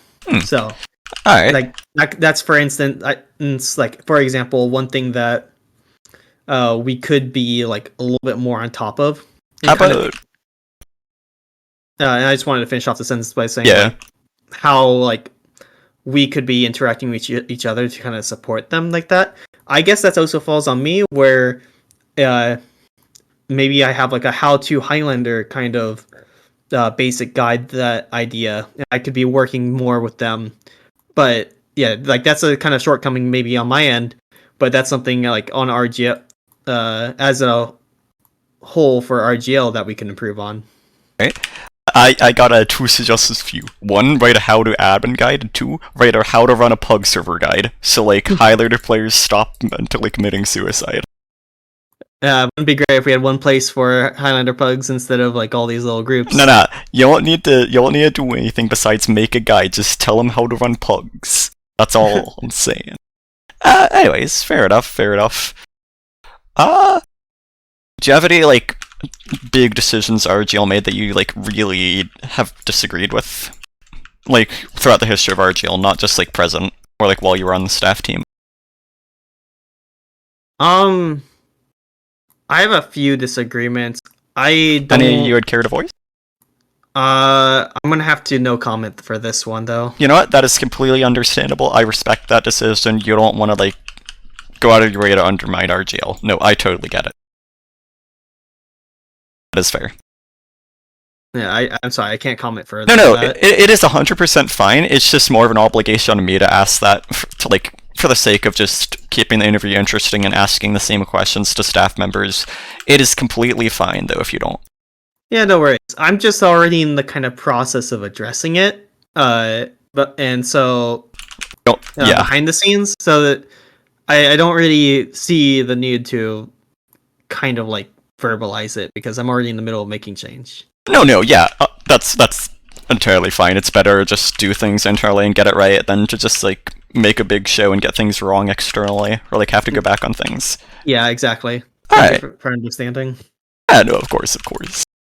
I do not want you to feel pressured in the slightest. Okay. Next thing. How do you feel about the video team? Video team? Yeah, the RGL video team. Do you think there's like more that could be done there, like more community collaboration, those sorts of things? If so, like, what do you think could be done? What's your plan? My plan? I mean, I'm gonna be honest, I really loved everything that Maven was doing. Maven was doing God's work on the video team, and I'm so sad that he had to go. I love Queequeg and everyone currently on the video team. It's just that he had fantastic ideas of like helping bring pub members into kind of the competitive kind of circle, where it's like he would upgrade like the pros on zero gravity kind of videos, right? These kind of silly things that pubbers would take interest in, and then learn a little bit about competitive members, and then maybe a little bit about competitive in the meantime. And those kind of things were super interesting. And and like we had the RGL dispatch. I don't know if you remember that. I do. I had to stop for certain reasons.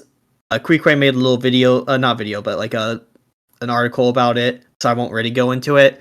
But dispatch stopped, and that was also like a great way to keep people up to date what was happening across the different formats. Okay. And yeah, I would love to see those kind of come back eventually, but I think those were a great way to kind of give exposure to RGL. And I think, and also to like archive the streams and all the fantastic matches that have been recorded, such as the Ferotech versus Witness Gaming Grand Finals, which is still an excellent match to watch. And go back to on the RGL page. So what do you think could be done to sort of like restore that? It kind of depends. If Queequeg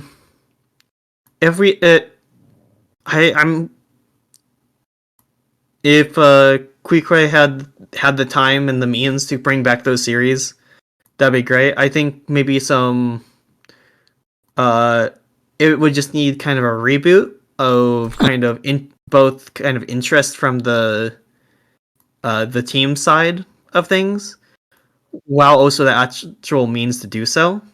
Have you ever thought about just like doing like an RGL fundraiser or something, having some incentives just specifically to like for the video team? Maybe like you could bring Maven back if you gave him some money.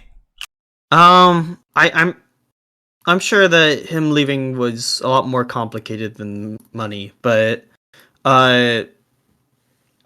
with that said, like we do have fundraisers going on. I don't know whether that's something that would be realistic for the video team specifically. We do have fundraisers, or not really fundraisers, but events going on for the RGO land. So it's not like the idea is too far out there. Do you think maybe that could be like a more meaningful alternative to prize pools, or do you think like prize pools have a place? Prize pools definitely have a place, I'll say. Hmm. Especially in sixes. How about Highlander in specific then, Mr. Highlander admin? Highlander? It's honestly an ongoing debate. There are different perspectives from invite players on whether like there should be more money in the prize pool, less money, and then just the overall idea of like, does Highlander need prize money? And then my own take on it, I like seeing it grow as like a competitive thing. That's something that people really want to try their best and win, and would be willing to practice more for it if necessary. And I think more money into like a prize pool, especially a bigger prize pool, would definitely help with that. Currently, like for instance, invite players are paying about $17, which is around the amount that IM6's plays. IM6's plays around IM6's plays about $15. So like for advanced sixes that people are willing to pay, and it's like a double the size of current Highlander advance. Like they pay $30 in advanced sixes. Imagine like $30 times 9 players, this 9 starting roster. That's $270 per team, which is way more than the $15-17 per team for Highlander. Right. And that could definitely like revitalize interest from older players who like don't necessarily have the motivation to anymore, or like who just can't really support the time investment given that there's like next to no return, yeah? I think so. So would you say then like the best solution is to go to either extreme? Like do you think that just having like a kind of poor prize pool isn't really helping anything? Do you think it would be better just to have a large prize pool like for multiple divisions and like increase the one for invite, or just have no prize pool entirely? It's definitely a stretch. I think prize pool entry phase and prize pools feels a lot more like a tournament, which I'm personally interested in more prize pools, but there's a lot of practical problems with it, so it's not something we can just be like, yeah, we want prize pools for this one season, so for every division above open, everyone or amateur, everyone needs to start paying, and then it's not quite that simple. So, and that's something that we're always talking about and reevaluating, but it's a hard way to get there, and it may not even be the right choice to get there. So yeah, I guess like I specifically had to ask you, do you think that's a battle even like worth taking? Like, do you think that's something that's remotely ever going to have impact, or do you think there's just like decisions that would be wiser to make that would just support the game at its core, or like the competitive community?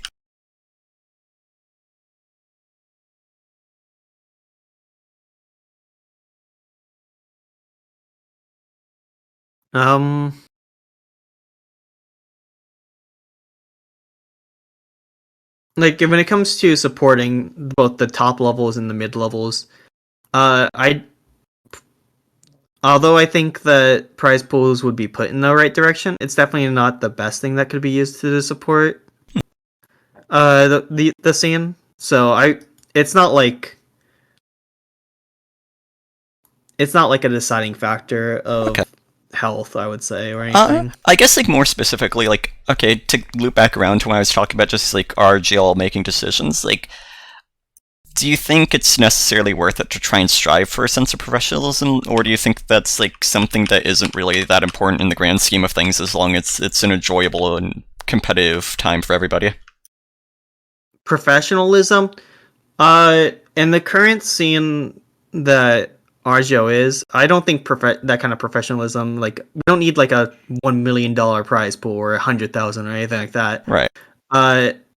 Yeah, I don't think. I think striving for something professional is noble. Like but as long as like it doesn't cross the line of what makes it enjoyable, I think it's fine. I think like there are two different lines, and you just got to make sure that they don't cross. Right. So now to loop back into the current discussion, do you think just having the prize pool as it is worth it? Then, like, do you think it actually achieves much? Like, your personal thoughts. My personal thoughts: the current prize pool does not. So, would you rather see like there be just no prize pool, like have like small like I don't know donations or something, so that you can have like more support to the staff, administration, production teams, the things that sort of make the community that support it?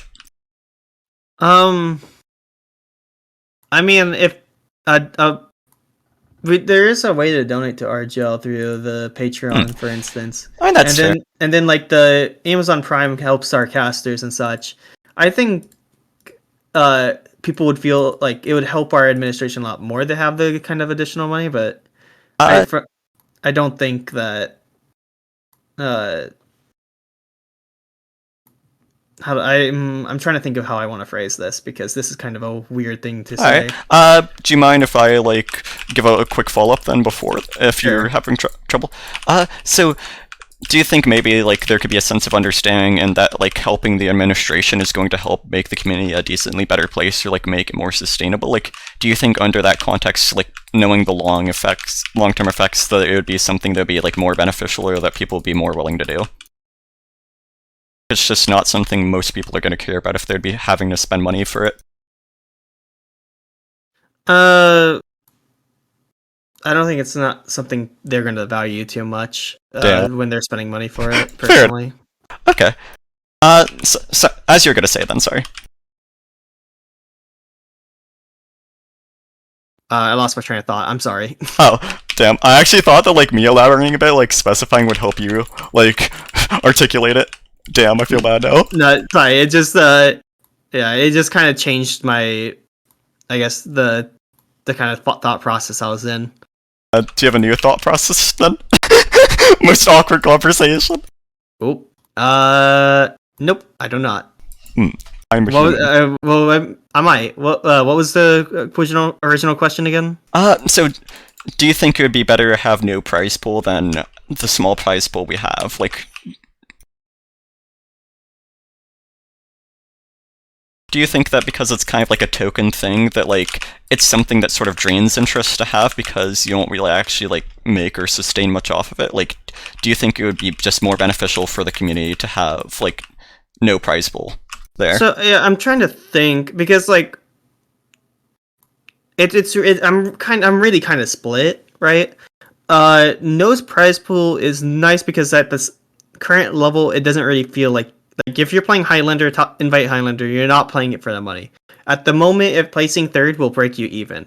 Placing first will buy you like lunch for a day, right? It's nothing remotely like sustainable for you as a player to get, and doesn't feel rewarding to get that money. Like, you're not competing for that money. So in that sense, I would say no prize pool would be better, because at that point, like, you're not really gaining anything, it feels like. Right. But at the same time, I do think there is a value to having a prize pool at all, even if it is small.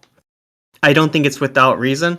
And I don't think it has I talked with some invite leaders before, and they are actually, like, for the most part, they actually kind of preferred it as it was. With the current kind of small prize pool, I do think it has kind of a bearing on teams. And when they think about competing, it also acts as an incentive for advanced teams to move up, because advanced teams, when they win the advance, they don't have to pay their fees. Right. So it's an incentive for them to stay together. So I do think it has its merits. So do you think then that your overall position would be that a status quo is more beneficial than shrinking, but that maybe growing it in time could be more beneficial than the status quo? Or do you think a status quo is just like the most favorable thing all around here? Like, do you think it's something that doesn't really need to change? No, I think the former, probably. Okay. Yeah, I think growing over time would be still more beneficial. Do you think it's realistic, though? Most likely not. I'm gonna be realistically, most likely not. It's good to have hope, so yeah. It's just like, I guess in that specific context, like it's not really something that would happen unless there was things to sustain it. So it's just something you can easily have like blind optimism and hope for because there isn't really ever going to be a downside or like a situation. Yeah, you know what I mean? I mean, it's a topic that I plan to continue to kind of talk to team leaders about and invite. For sure. Because like I said before, we tend to repeatedly pull things because people thoughts on certain aspects may change over time, and ultimately they want to improve the league too because as invite team leaders because they enjoy playing Highlander at the top level, and they want to help improve RGL or like so that they can enjoy the game. So well, probably one day like we might get feedback from most of the team leaders being like, yeah, I'd be willing to pay more for making this more competitive. And if that day did come, then yeah, I wouldn't mind raising the prices because most of the invite leaders at that point would be okay with it. So you think the path would be like hypothetically, like only like doing it when it's supported, like but first with invite players just like raising the prize pool there, and then maybe after that point, like experimenting with adding prize pools to like advanced and other divisions? Or do you only want to expand it for invite? Prize pools for other divisions is kind of its own separate thing. I think it does kind of start with invite from a top-down perspective with prize pools, but in terms of expanding it, increasing the quantity in the prize pool, starting with a consensus in an invite is the good first step in my opinion. I don't think it's sustainable and nor healthy for the scene if we just arbitrarily decided to raise the prices.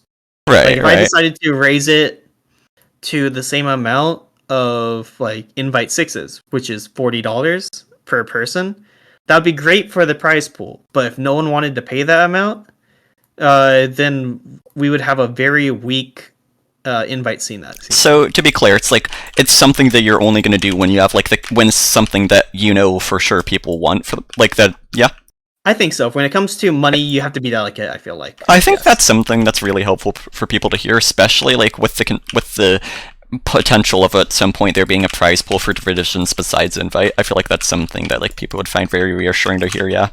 Yeah. I think we did pull this before. I think Wilmatic pulled it where he asked how people thought about prize pools in other divisions, and the majority was yes. And I'm trying to kind of, I hope to live that up, and then if that interest is still there, kind of adjust that as well. Because I do think there is a interest in lower divisions for prize pools, but it's something that again you need kind of the support of the community to do. Right. So I guess why do you think then that like it wasn't pushed through? Like it would just be too drastic without a consistent sense of like what people want? Like maybe it's like it would shift around depending on the player base and the season?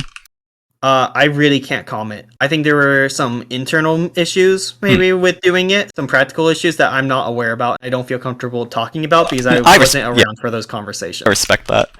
Okay. Yeah. Do you think that like the interest is probably gonna like remain around the same, or do you think maybe there's factors that will like lead to like a decrease or increase of interest in there being a prize pool for advanced and lower divisions? In lower divisions? Yeah. Part of it is skill range. If people think that it'll be rewarding to have a prize pool, probably they would be more willing, is my kind of guess on human nature. So like if you're like bottom main, right? Let's say we have a main prize pool for like the top 8 because that's playoffs, and we have like a 30 team main, hypothetically. As a team that's moving up from IM, you might not be as willing to have a prize pool because it wouldn't really benefit you in that time. And if it's such a large div, then it might not benefit you for the next few seasons. And so you might not be so eager to want that kind of change. Right. So I think that really just like the perspective of it changes based on the interest of like where they are positioned. Okay. And is this something you would normally find like agreement on while it's being discussed with other people, like externally, or is there like sometimes a sense of like internal conflict on it while it's in the process of being discussed with leaders and whatnot? If you could clarify. I've only discussed it with invite leaders. I have not discussed it about any other lower divisions. Like I meant with like the admins. Oh, with on the the admins discussing on Yeah. the prize pool. Is there like a consensus reached before you get to the point of asking like the invite leaders? The invite leaders, I'm gonna be more honest. That I talked with the invite a couple of the admins about, and I mean ultimately it's just there's no problem in asking it for it. I think it'd be a different story if I was actually trying to like push that change. But when it's just an inquiry, there's no real resistance. Like you're just trying to do what's best for the league, like what people want. Yeah. Yeah, and in that case, I didn't see any resistance. I do think people are skeptical about the idea of messing with the prize pools because again, money is really delicate with people. Especially with like be careful about. Especially with today's economy and like world today, a lot of uncertainty, and sometimes people just like having like a little bit of certainty, like just not having that much of like a financial commitment to worry about. Yeah. You also have to think about it on certain occasions. Like, for instance, if we're like during the middle of COVID, there was a major point of people being laid off and leaving work. And during that kind of point, if I think it would be an even worse decision to increase prize pool amounts and the amount of prize pools, because hypothetically, if more people were not working during that time, then they would have less money to kind of just freely spend. Right, and they're not really ever going to be like gaining money off of it. Yeah, so I feel like the kind of time and real life situation definitely has an impact on how people want prize pools to be handled. Right. Everyone still wants to play. Like, people still want to play. And they don't want to have to not play because they can't afford to pay the price. Do you think that's something that like RGL could maybe like work something out with? Like, I don't know, colleges have like financial aid and stuff. This is mostly a joke, but like, what are your thoughts on the potential of that for people who really can't afford the prize pool? I mean, that's kind of the thing with sponsorships, right? People have been willing to sponsor other players. Witness Gaming started from Witness the Player, now sponsoring Invite Sixes. Like, sponsorships is kind of that kind of concept of a quote unquote scholarship, for instance, for school. RGL I think RGL could maybe have a good way for those offering sponsorships to advertise. I think I think that could be better. Maybe they could like offer incentives to like their sponsors, like that aren't financial. Yeah, that'd be really interesting, actually. I think that's the most that RGL could do, though. Okay. But I think that would be a cool angle. Would be just helping people wanting to sponsor. Right, like it's already a volunteer position. Like it would be very weird. Like, yeah, I agree. Alright. Do you end up like? I think honestly that covers the prize pool topic and a lot of justice. This is like a mini forum thread. But yeah, I'm really satisfied with that bit. Subject. Anything else you want to comment on the matter in conclusion? No, I think I said all I had to say about prize pools and such. Well, you know what? On to the next topic. Alright. Do you end up interacting with like admins or players or like of other or teams of other regions much as the RGL head admin? HL head admin rather. Is that something that ends up being relevant to you? As a head admin, being contacted from other regions? Yeah, or like contacting them and vice versa, like dealing with players from different leagues. Like, there's I'm gonna be 100% honest here, there's like a non-0% net thing where you see like players from other regions who get banned for like cheating or like something in one region trying to go to others to escape. Or just like ulting. That's not entirely the focus of this, though. It's more of just like a general question. Like, I don't want to specifically focus on that, but I'm just curious on if you have much interactions with like people of other regions. Like, maybe you don't know players from a region, so you ask like the admins or like prominent community members from that region, or like do you directly communicate with admins? Those are like the two groups of things I want to focus on. Both, actually. I personally don't I don't have those kind of contacts personally. Might be because I'm newer. Like this is my first season, but I don't really have those kind of contacts. But we do have staff members that do. Like Hmm. like you might see occasionally that we do mirror some bands from other regions, Right. from other leagues, and and so like we do have those kind of contacts. I personally cannot say I contact those individuals at the moment. I may be doing it in the future, but right now I've been more focused on developing my ability to run the NA scene. Right. Like you want to have your home under control first. Yeah, I work with my own region, then I'll work with others. But we do have some nice individuals that have been helping out, like get info on people from other players, Right. like a European contact to talk about like a European Prem player. So do you think that's something you like would like to see develop more in the future? Like, is that something that would have benefit? Like, just seeing more Yeah, of that? Alright. I always am a advocate for multi-regional like connections. Like RGL if RGL admins could easily contact ETF2 admins or Oz Fortress admins or whatever else uh, in collaboration, I think that'd be good. At the moment I think there's limited amounts of that, but like I just think in all just working together to be kind of consistent worldwide has always been kind of like an ideal case for me to me. Oh yeah, for sure. Especially with like TF2, how it's like it's so different playing in these different regions compared to like a more traditional first-person shooter. You see just so many playstyle differences in metagames outside of just sheer skill differences. I will say that this is kind of an ideal though, more than a realistic outcome. Deals are nice.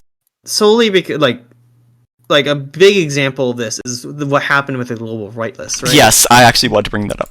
Yeah, it's kind of an example of of like the kind of fallout from multi-regional kind of collaboration, because ultimately the global whitelist collapsed and different regions are using their own whitelist now. So do you think like the fallout of that has kind of like maybe spurred interest in like more multi-regional cooperation? I mean, it shows that it's possible. Like you were able to get basically a big call of people, representatives from each different stat regions, from the staff of those regions, and you could come together to kind of like make a whitelist. It didn't last long, but it happened. Like that is kind of a sign that it's possible. Right. Something may have gone wrong with how it was handled that kind of like didn't let it flourish the way it could have, or maybe like the initial outcome didn't happen to the best that it could have. That individual circumstance was unfortunate, but it shows that participation can definitely happen. All right. Moving on. I think it's time to swing a little bit into like not as head admin focused questions, but it's probably still along the lines of like general adminship. Okay. So, what are your thoughts on the current map pool? Are there like, do you think there needs to be more maps, newer maps? That any specific maps need to be removed? Any maps you would like to see in personally? I'm personally kind of indifferent for maps personally. I'd love to see new maps being developed. I'm not a very picky player. I still have my preference. I prefer Cascade over Lakeside, for instance. But overall, I think there's always a lot to learn from maps, and map metas are always constantly changing. I think, like I mentioned earlier, I think how UGC teams practice maps versus how they are now are different, and like maps just constantly evolve. We're getting refreshes, and it's pretty cool how it is. But I recognize that like not everyone shares that position. We get a fair amount of people asking for new maps, right? New maps is definitely something that is on our team's radar. Right, the experimental plugs. Yeah, people are looking for new maps to include different maps because people don't want to play the same maps over and over again, even if like the metas are changing. Right. And we just happen to have mappers are looking to make Highlander maps. So and what do you? Oh, sorry. So we're hoping that we can kind of accommodate the best of both worlds and kind of like keep the kind of maps that we know are good, but also mix in maps that could be developed to be just as good, if not better, than the current ones that we have. Do you think like Vipers, where you're like starting that whole program, like the map testing thing, like do you think that's kind of helped inspire this like new generation of upcoming mappers and maps for Highlander? Like, do you think it's something that there was a lot of objective benefit from RGL cooperating with the community on? I think it's very beneficial to have for mappers. I don't think this group is really known. It's not really a known group. It's just I think it's something that my staff team has kind of reached out to mappers to handle. Right. So like, I don't think it really has an influence on like mappers in particular. At least like expanding what mappers are interested in helping for Highlander. I think we have gotten some like non-competitive players hoping to make competitive maps though. Have seen I don't know if you've one of the maps that we're looking forward to helping develop is a map called Fish View. Yeah, I've played that one. Yeah, made by Ramkin. And he's very receptive to feedback. And I don't believe he's a really competitive player. He's more like, as far as I understand, he's a very much of a pub player. But he's kind of developed this kind of understanding of how competitive plays through these tests, which I think is very, very cool. So it's like a very nice resource to have. Yeah, like it potentially inspires people even. Yeah. All right, cool. How about just like class wars, region wars, like those little smaller cups? Do you think those added anything to the scene? Like, are they interesting? Once in a while, they can be hard to organize and get interest for, but I mean, I would like to see them occasionally. I think a lot of the higher level players like to see occasionally. So, will we be seeing a class wars anytime soon? I know you and Blake talked quite a bit about that. Yes. I don't want to like repeat the same grounds too much, but like from an administrative level, is there any more insight as you can give me into like the process or like difficulties of organizing these, like the benefits and negative stuff like that, or like why it might not be done? Part of it is that we want to plan out every week of the year, essentially. So when we think about events, usually we can fit one event during the off season. We don't want to host these kind of events during the regular season because we want players to be able to comfortably practice for each week. Because we host maps. Scrims happen for most teams on the weekends, and then we host most of the matches on the Monday nights. So people need plenty of time to practice that during the season. Then the off season, at least recently, and with the inclusion of this question for things such as like breaks or like more weeks in the season, all these kind of things kind of contribute to a smaller off season, and we want teams to be able to prep adequately for the regular season as well, because ultimately our main focus is these like seasonal competitions, right? We want there to be cups as well, which is like why we have things like experimental cups that we've been occasionally doing. But we can only do them we can mostly fit just one cup at a time. Why is that? Time limitations. Because again, we can only really factor on weekends. Saturday, Sunday, Mondays are the kind of main playing days for Highlander. What about Fridays, like fours? I've been looking into that. It can be a bit weird because Highlander players like Fridays off for whatever reason. If you look at like Maine, some of the lower advanced teams, like they have like a non 0% chance to be scrimming on Fridays, which is kind of interesting. Yeah, absolutely. I have seen those Fridays. It's just not really something you see from the higher like advanced. Right. Besides occasional pug scrims. Yeah, and most of these like class wars and such are like show matches from the top players. So like something for like, so you have to be careful about that. What if they like were just not as much designed for like as show matches? They're like, what if it was more a thing to just like get the community together, get people of the same class interacting and theorizing and working together, like more as just like a community adventure than a show match? It's hard to kind of work with that, right? Like, is it? How do you dictate what's an engineer main, for instance? do we look through every single season, like every single roster, look at their most played classes? I and just say decide let that? them like sort it out for themselves below invite, like for the most part. But then how do you keep the kind of integrity of that? Maybe just like assign the division admin to it or a division moderator or something. Just like have them give a general indication or idea, or like I don't know, maybe the people who make the spreadsheets just like maybe working with the community more on it. My point is it's a very complicated thing. It is. I'm just giving some ideas. Yeah, it's very hard to do above the top level, which is why these kind of end up to being the top level show matches that they are. Right. And so that's kind of the reason why we can only do like one event at a time, and we have to be careful with what event we do. My emphasis right now is I want to help because we get if you don't know, we have the post-season surveys that we do at the end of every single season season to kind of like see everyone's thoughts and opinions. And at the very end of that survey, we ask people to touch on things that weren't mentioned. And a very like popular part that I admittedly haven't had the time to like really go into publicly, like through an article or a discussion on the forums or anything, but people are very vocal about wanting more maps. People are tired of the same 7 maps. So at the moment, we would like to focus on working on developing the maps, potentially getting in a cup or something, and kind of having it played to help accommodate what our community wants. That's definitely fair. And then it's like, I guess if you like feel like there's some more openness, I'd just like to bring up that like I know it's like, again, these aren't like the most practical or like noticeable things necessarily, but like things like region wars raise interregional cooperation, things like class wars raise just like a sense of class identity and community within like individual classes and players, which could lead to like a healthier growth, like more growth of the scene in that sense. But like it's a lot more abstract, all of it. I'm just like trying to bring up potential benefits.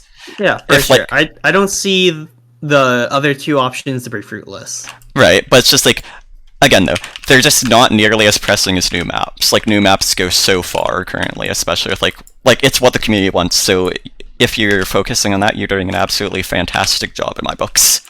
Thank you. Yeah, that's how I see it at the moment.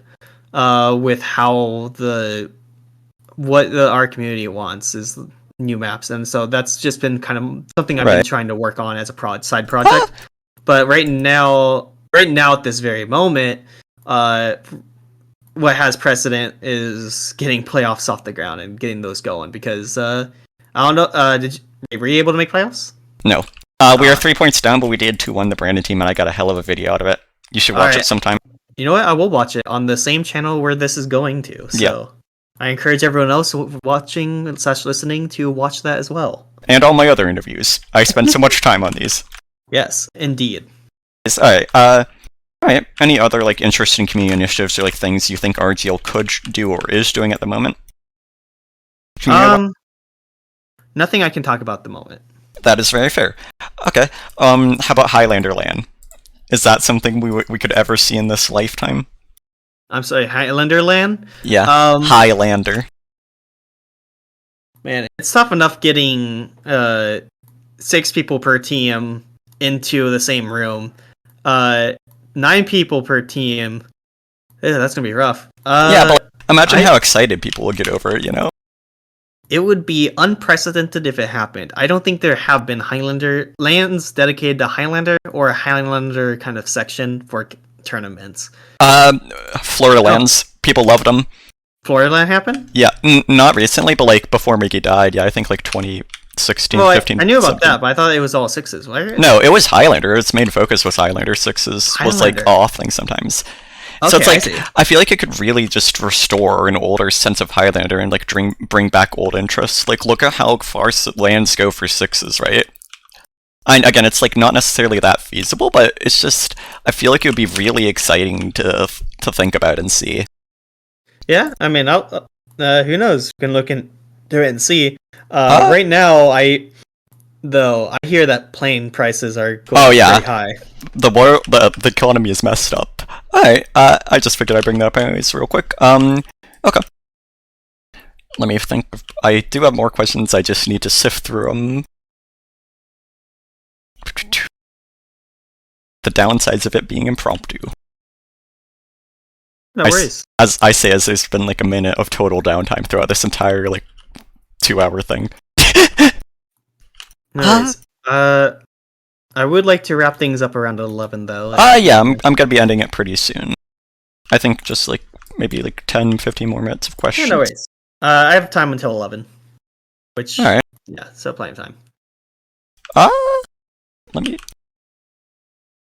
I had it in mind until I went on the Highlander land tangent.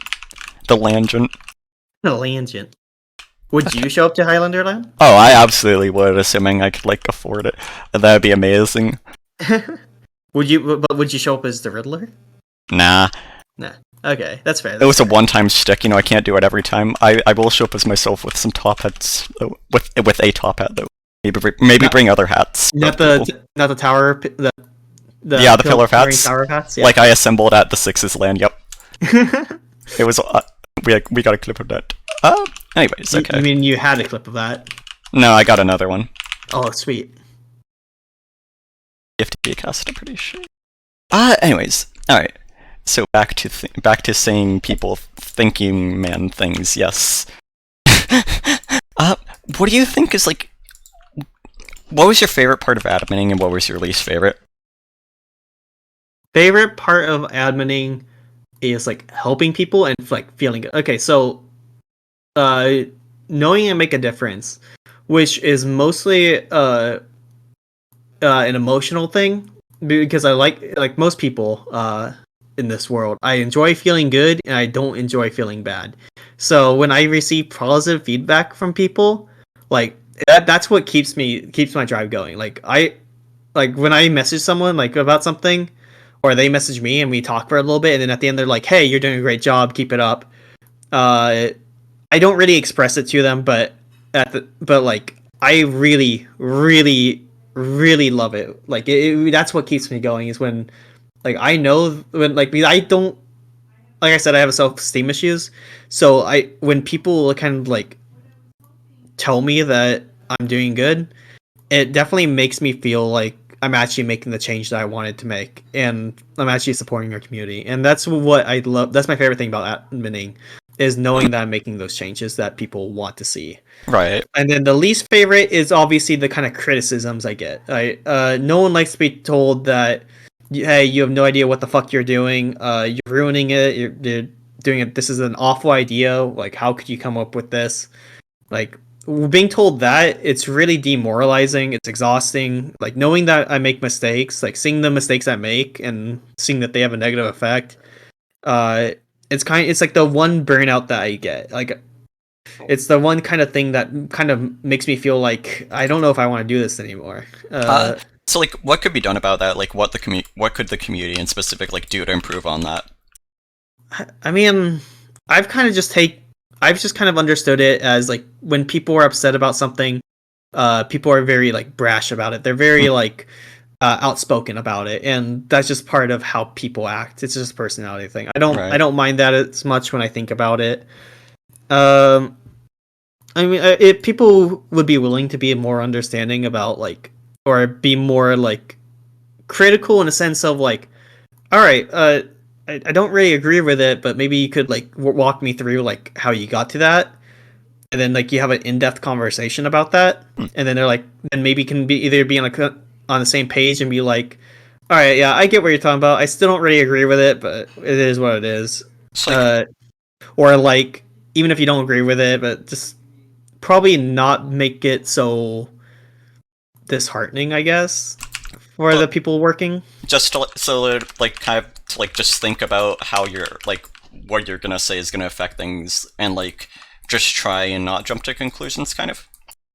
I guess that's just my personal take, though, because I personally am not. I guess I'm not as thick-skinned in that idea, quote unquote. And that's fair. It's like you can't expect all of the best staff members to be thick-skinned.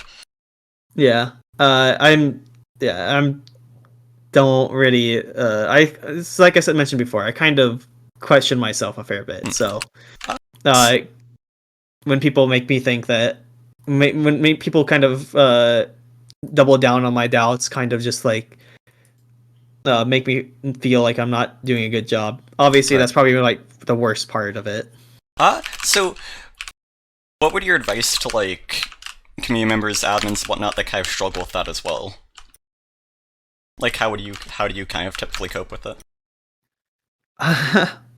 Well, again, this is my first season as head admin, so I generally just kind of recognize that in the end, we know that we have to make decisions whether people like it or not, or like a certain party likes it or not. Like in the end, we have to make those kind of decisions. Right. Uh, and it's easier to work with others to make these so that you don't have to kind of go through that. I think it's also important to recognize that even if people dislike the decision you make, it's not necessarily like, even if they kind of make it about you, it's not truly about you, if that makes sense. Like if they mention like, hey, you have no idea what you're doing, that's not saying them trying to say like, uh, you should just get off the internet and never touch TF2 again.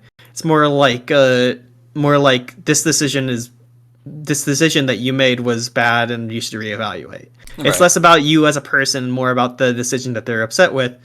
And usually people will be more like outspoken about a decision that they don't like versus a decision that they do like, right? Most people don't really compliment nearly as much as they kind of complain. And that's just like, I'm thinking of that as like a human nature thing, not like a community thing as much, Right. I feel. I think you were sadly correct. Okay. What's your biggest like overall concern with like the state of the community? Like, what threatens it the most at the moment? If anything. Threatens our Highlander community? Yeah, or like the TF2. Like, yeah, let's just focus on the competitive community, or like Highlander in specific, if you want to. Highlander? Or is there nothing really like that pressing? So I don't know if you saw the recent thread about the recent thread on the RGL forums about player growth. I did. Yeah. Well,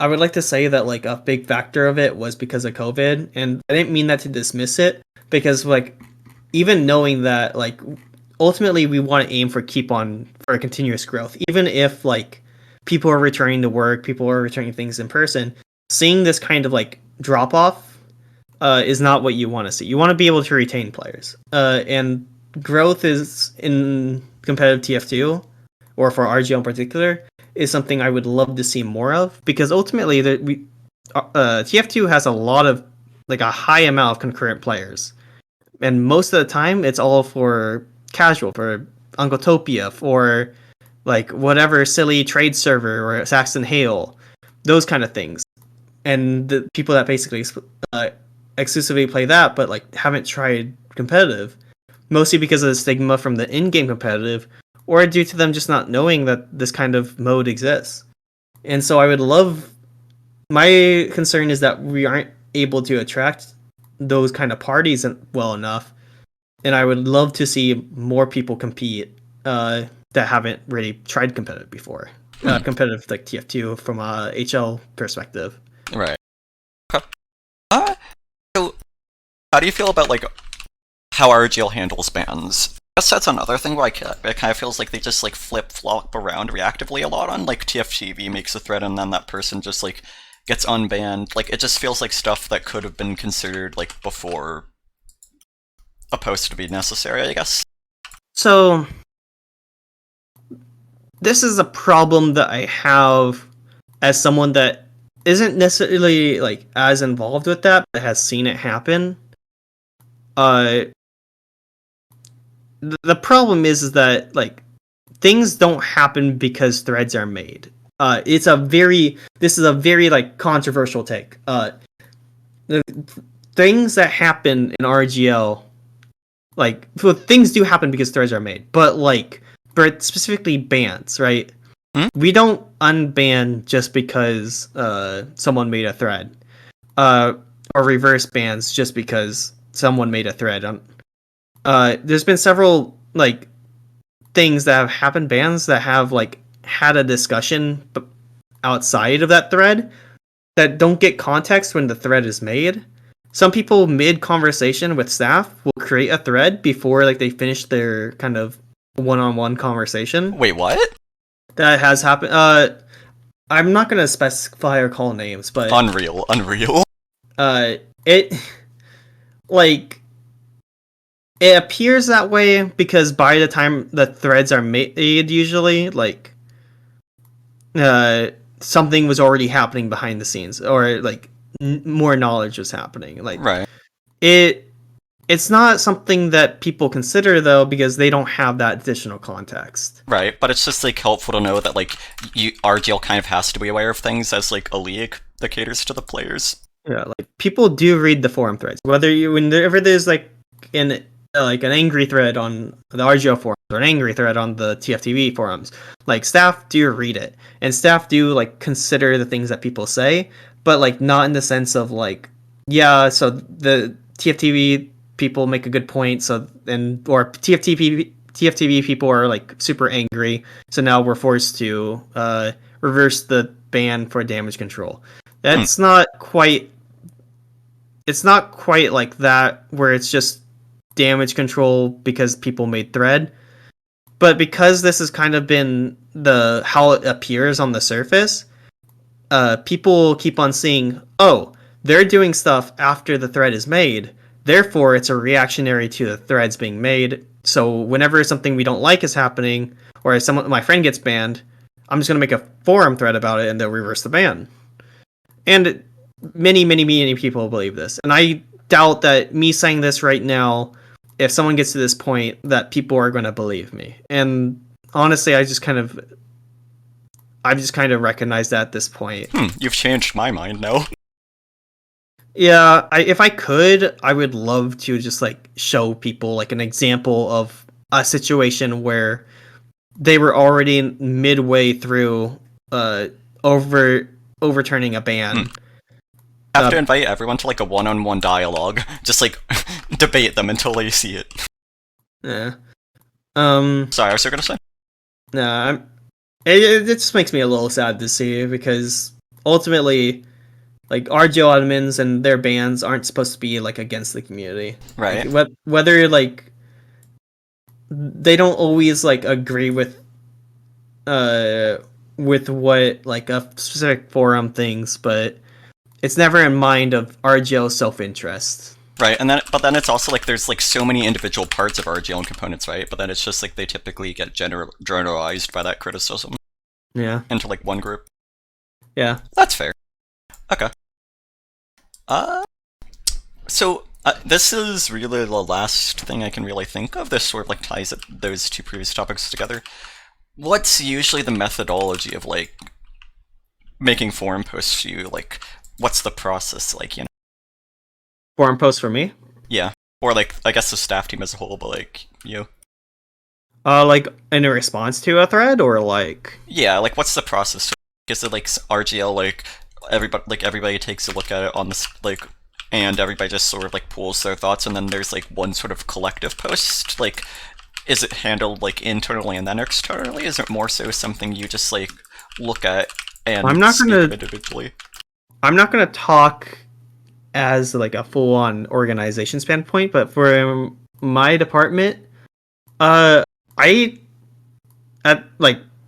prefer it if my staff members that are like, because all my staff members are players that play RGL. They have their own opinions about it, and I don't want them to feel like they have to be silenced because they are staff members. I know when I was an admin, I feel like I couldn't talk as much, react as much to posts being made because I didn't want it to reflect bad on the organization I represent, which is fair to an extent. But I just kind of like Vibe makes posts occasionally to respond to things, and I've had a couple of other staff members do it as well. And I as long as like and I just let them know, as long as they recognize that this is their own players, their own perspective as a player or a person on the staff team, I think that's fine. I think people shouldn't have to just hear formulated like all these kind of PR responses that read superficially. Because it's like if you make a PR post, like a big kind of like organized doc that's like goes into all the technicalities and is like 10 different paragraphs, like it's not going to be engaging. People that are reading the thread aren't going to think like, hey, yeah, this is what a person sounds like. Like it feels like a just like a stunt from the organization. And so I've kind of always leaned towards people having their own individuality and like sounding like people when they reply and kind of like just being people. And when I do it, I'll talk to people beforehand. I don't just see a post and immediately go like, yeah, this is what I want to reply with impulsively. I like to think it through, but I like to keep it true to me, like what I think represents how my staff organize it. And if it's something about another staff member, which hasn't happened yet, but if it is that kind of case, I would talk to them first, kind of get both sides of the perspective if I can, and then kind of comment from my POV while also representing a staff team. Right, because it's like if you act like a generalized group of admins, people are going to treat anything you do as like just that. Yeah. Yeah. You say it. You're too formal. Yeah, sir. Would you say that's kind of like what has kind of caused that perception of admins and stuff? Just like PR posts in the past? I think so. I think to an extent. Like, not to a huge extent, but like, I know it's been a thing before where people, where it looked like posts that were being made weren't being made by a person just speaking their feelings, but more like almost sounds like a robot. Right. I've had those kind of robotic posts made before. And so I've just kind of tried to stay away from those. Okay. And then one final thing. If you don't mind me asking, how do you feel about just like how Michael A like acted in response to like the Womatic poll thing and just like not being made head admin again? Like, do you have any insight into that? Not being made it. Oh, are you talking about when he leaked the survey results? Yeah. Like how he applied for admin afterwards and was it accepted? Like, do you have any personal thoughts or sentiments on that? Yeah, I actually directly reached out to Michael. Michael was a good friend of mine. I get along with Michael. I think Michael is a smart admin. I think he can be a bit brash at times, but like he has good intentions for the community, and he's just like super strong on his feelings. I needed going into the season. I needed additional support, and I wanted some people that I knew were talented in the work that they did. And Michael was the head admin before, had to step down for real life, and I asked him to reapply.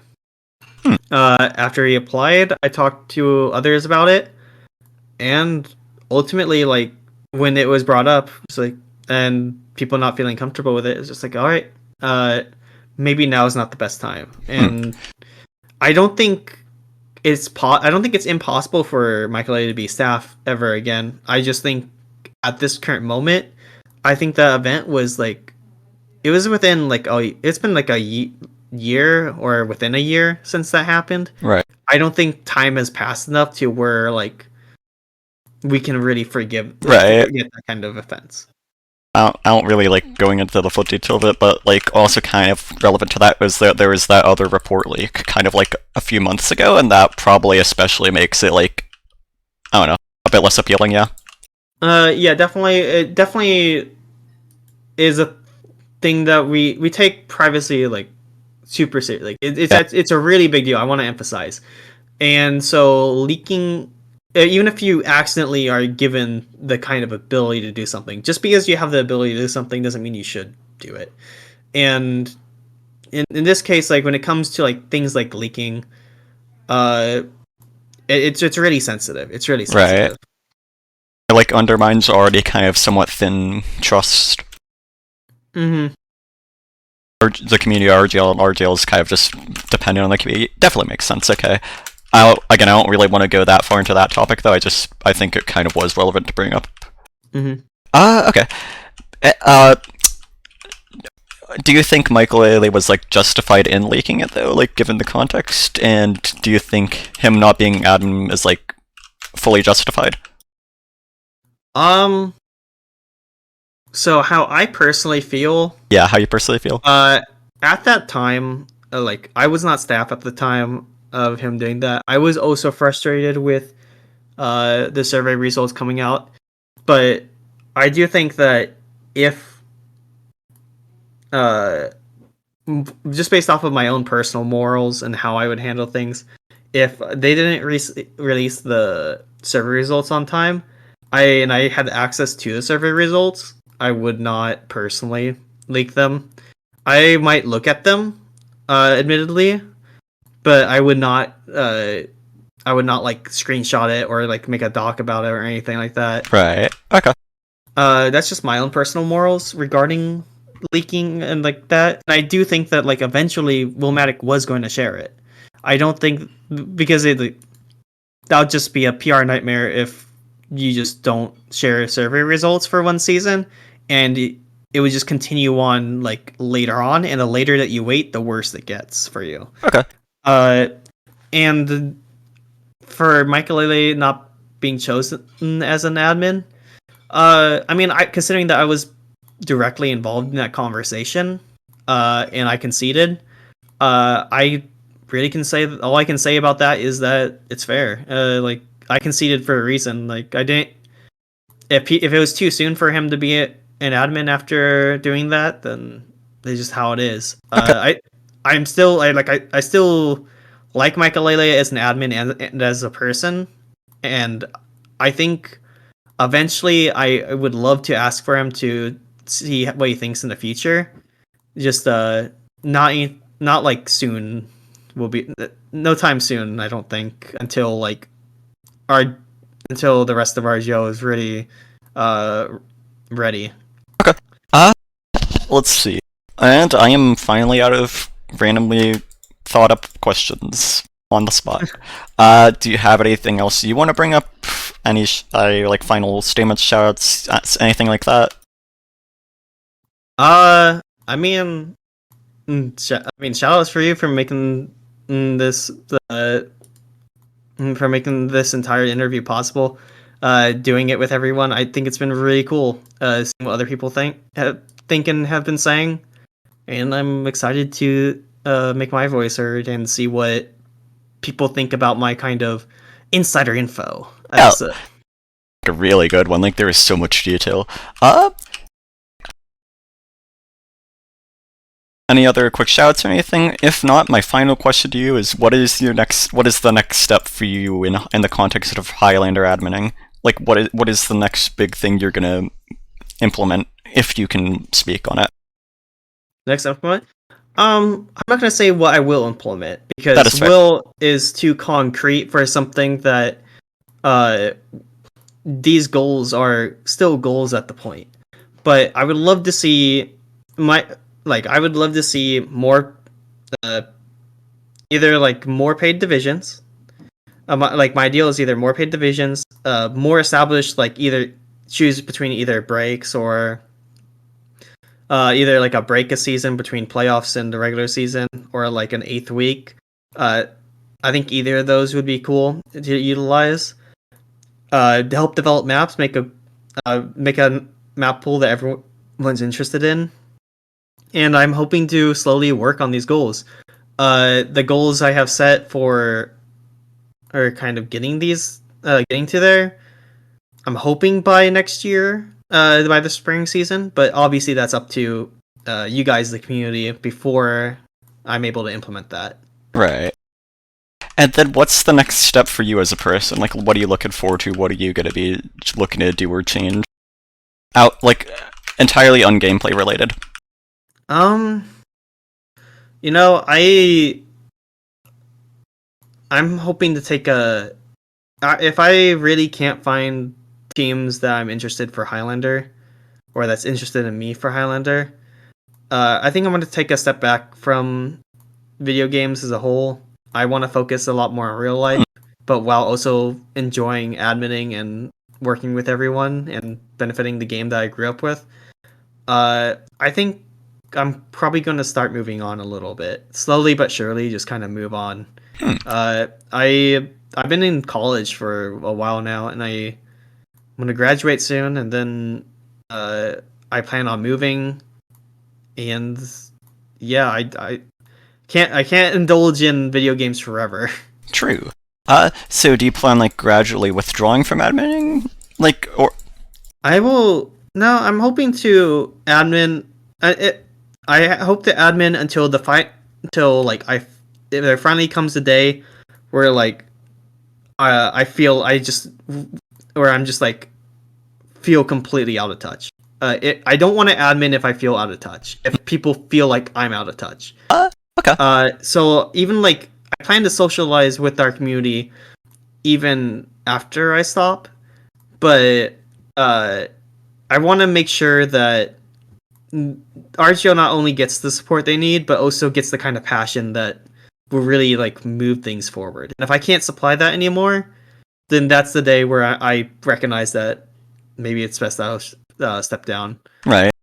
But for now, my passion's quite here and quite living. So you don't have any like plans to step down in the near future? Near future? No, this is just the beginning. This is my first season. Wait, are we gonna see the establishment of like the first galactic empire? Yes, exactly. Oh no. Oh yes, I love empires.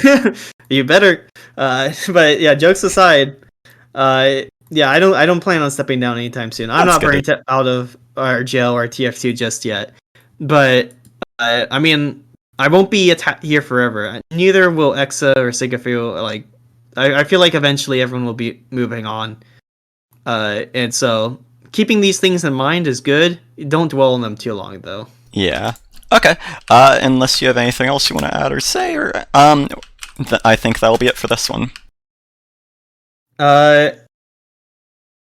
Vush, if you're listening to this, all I wanted to say was Sneed. Okay, that is all.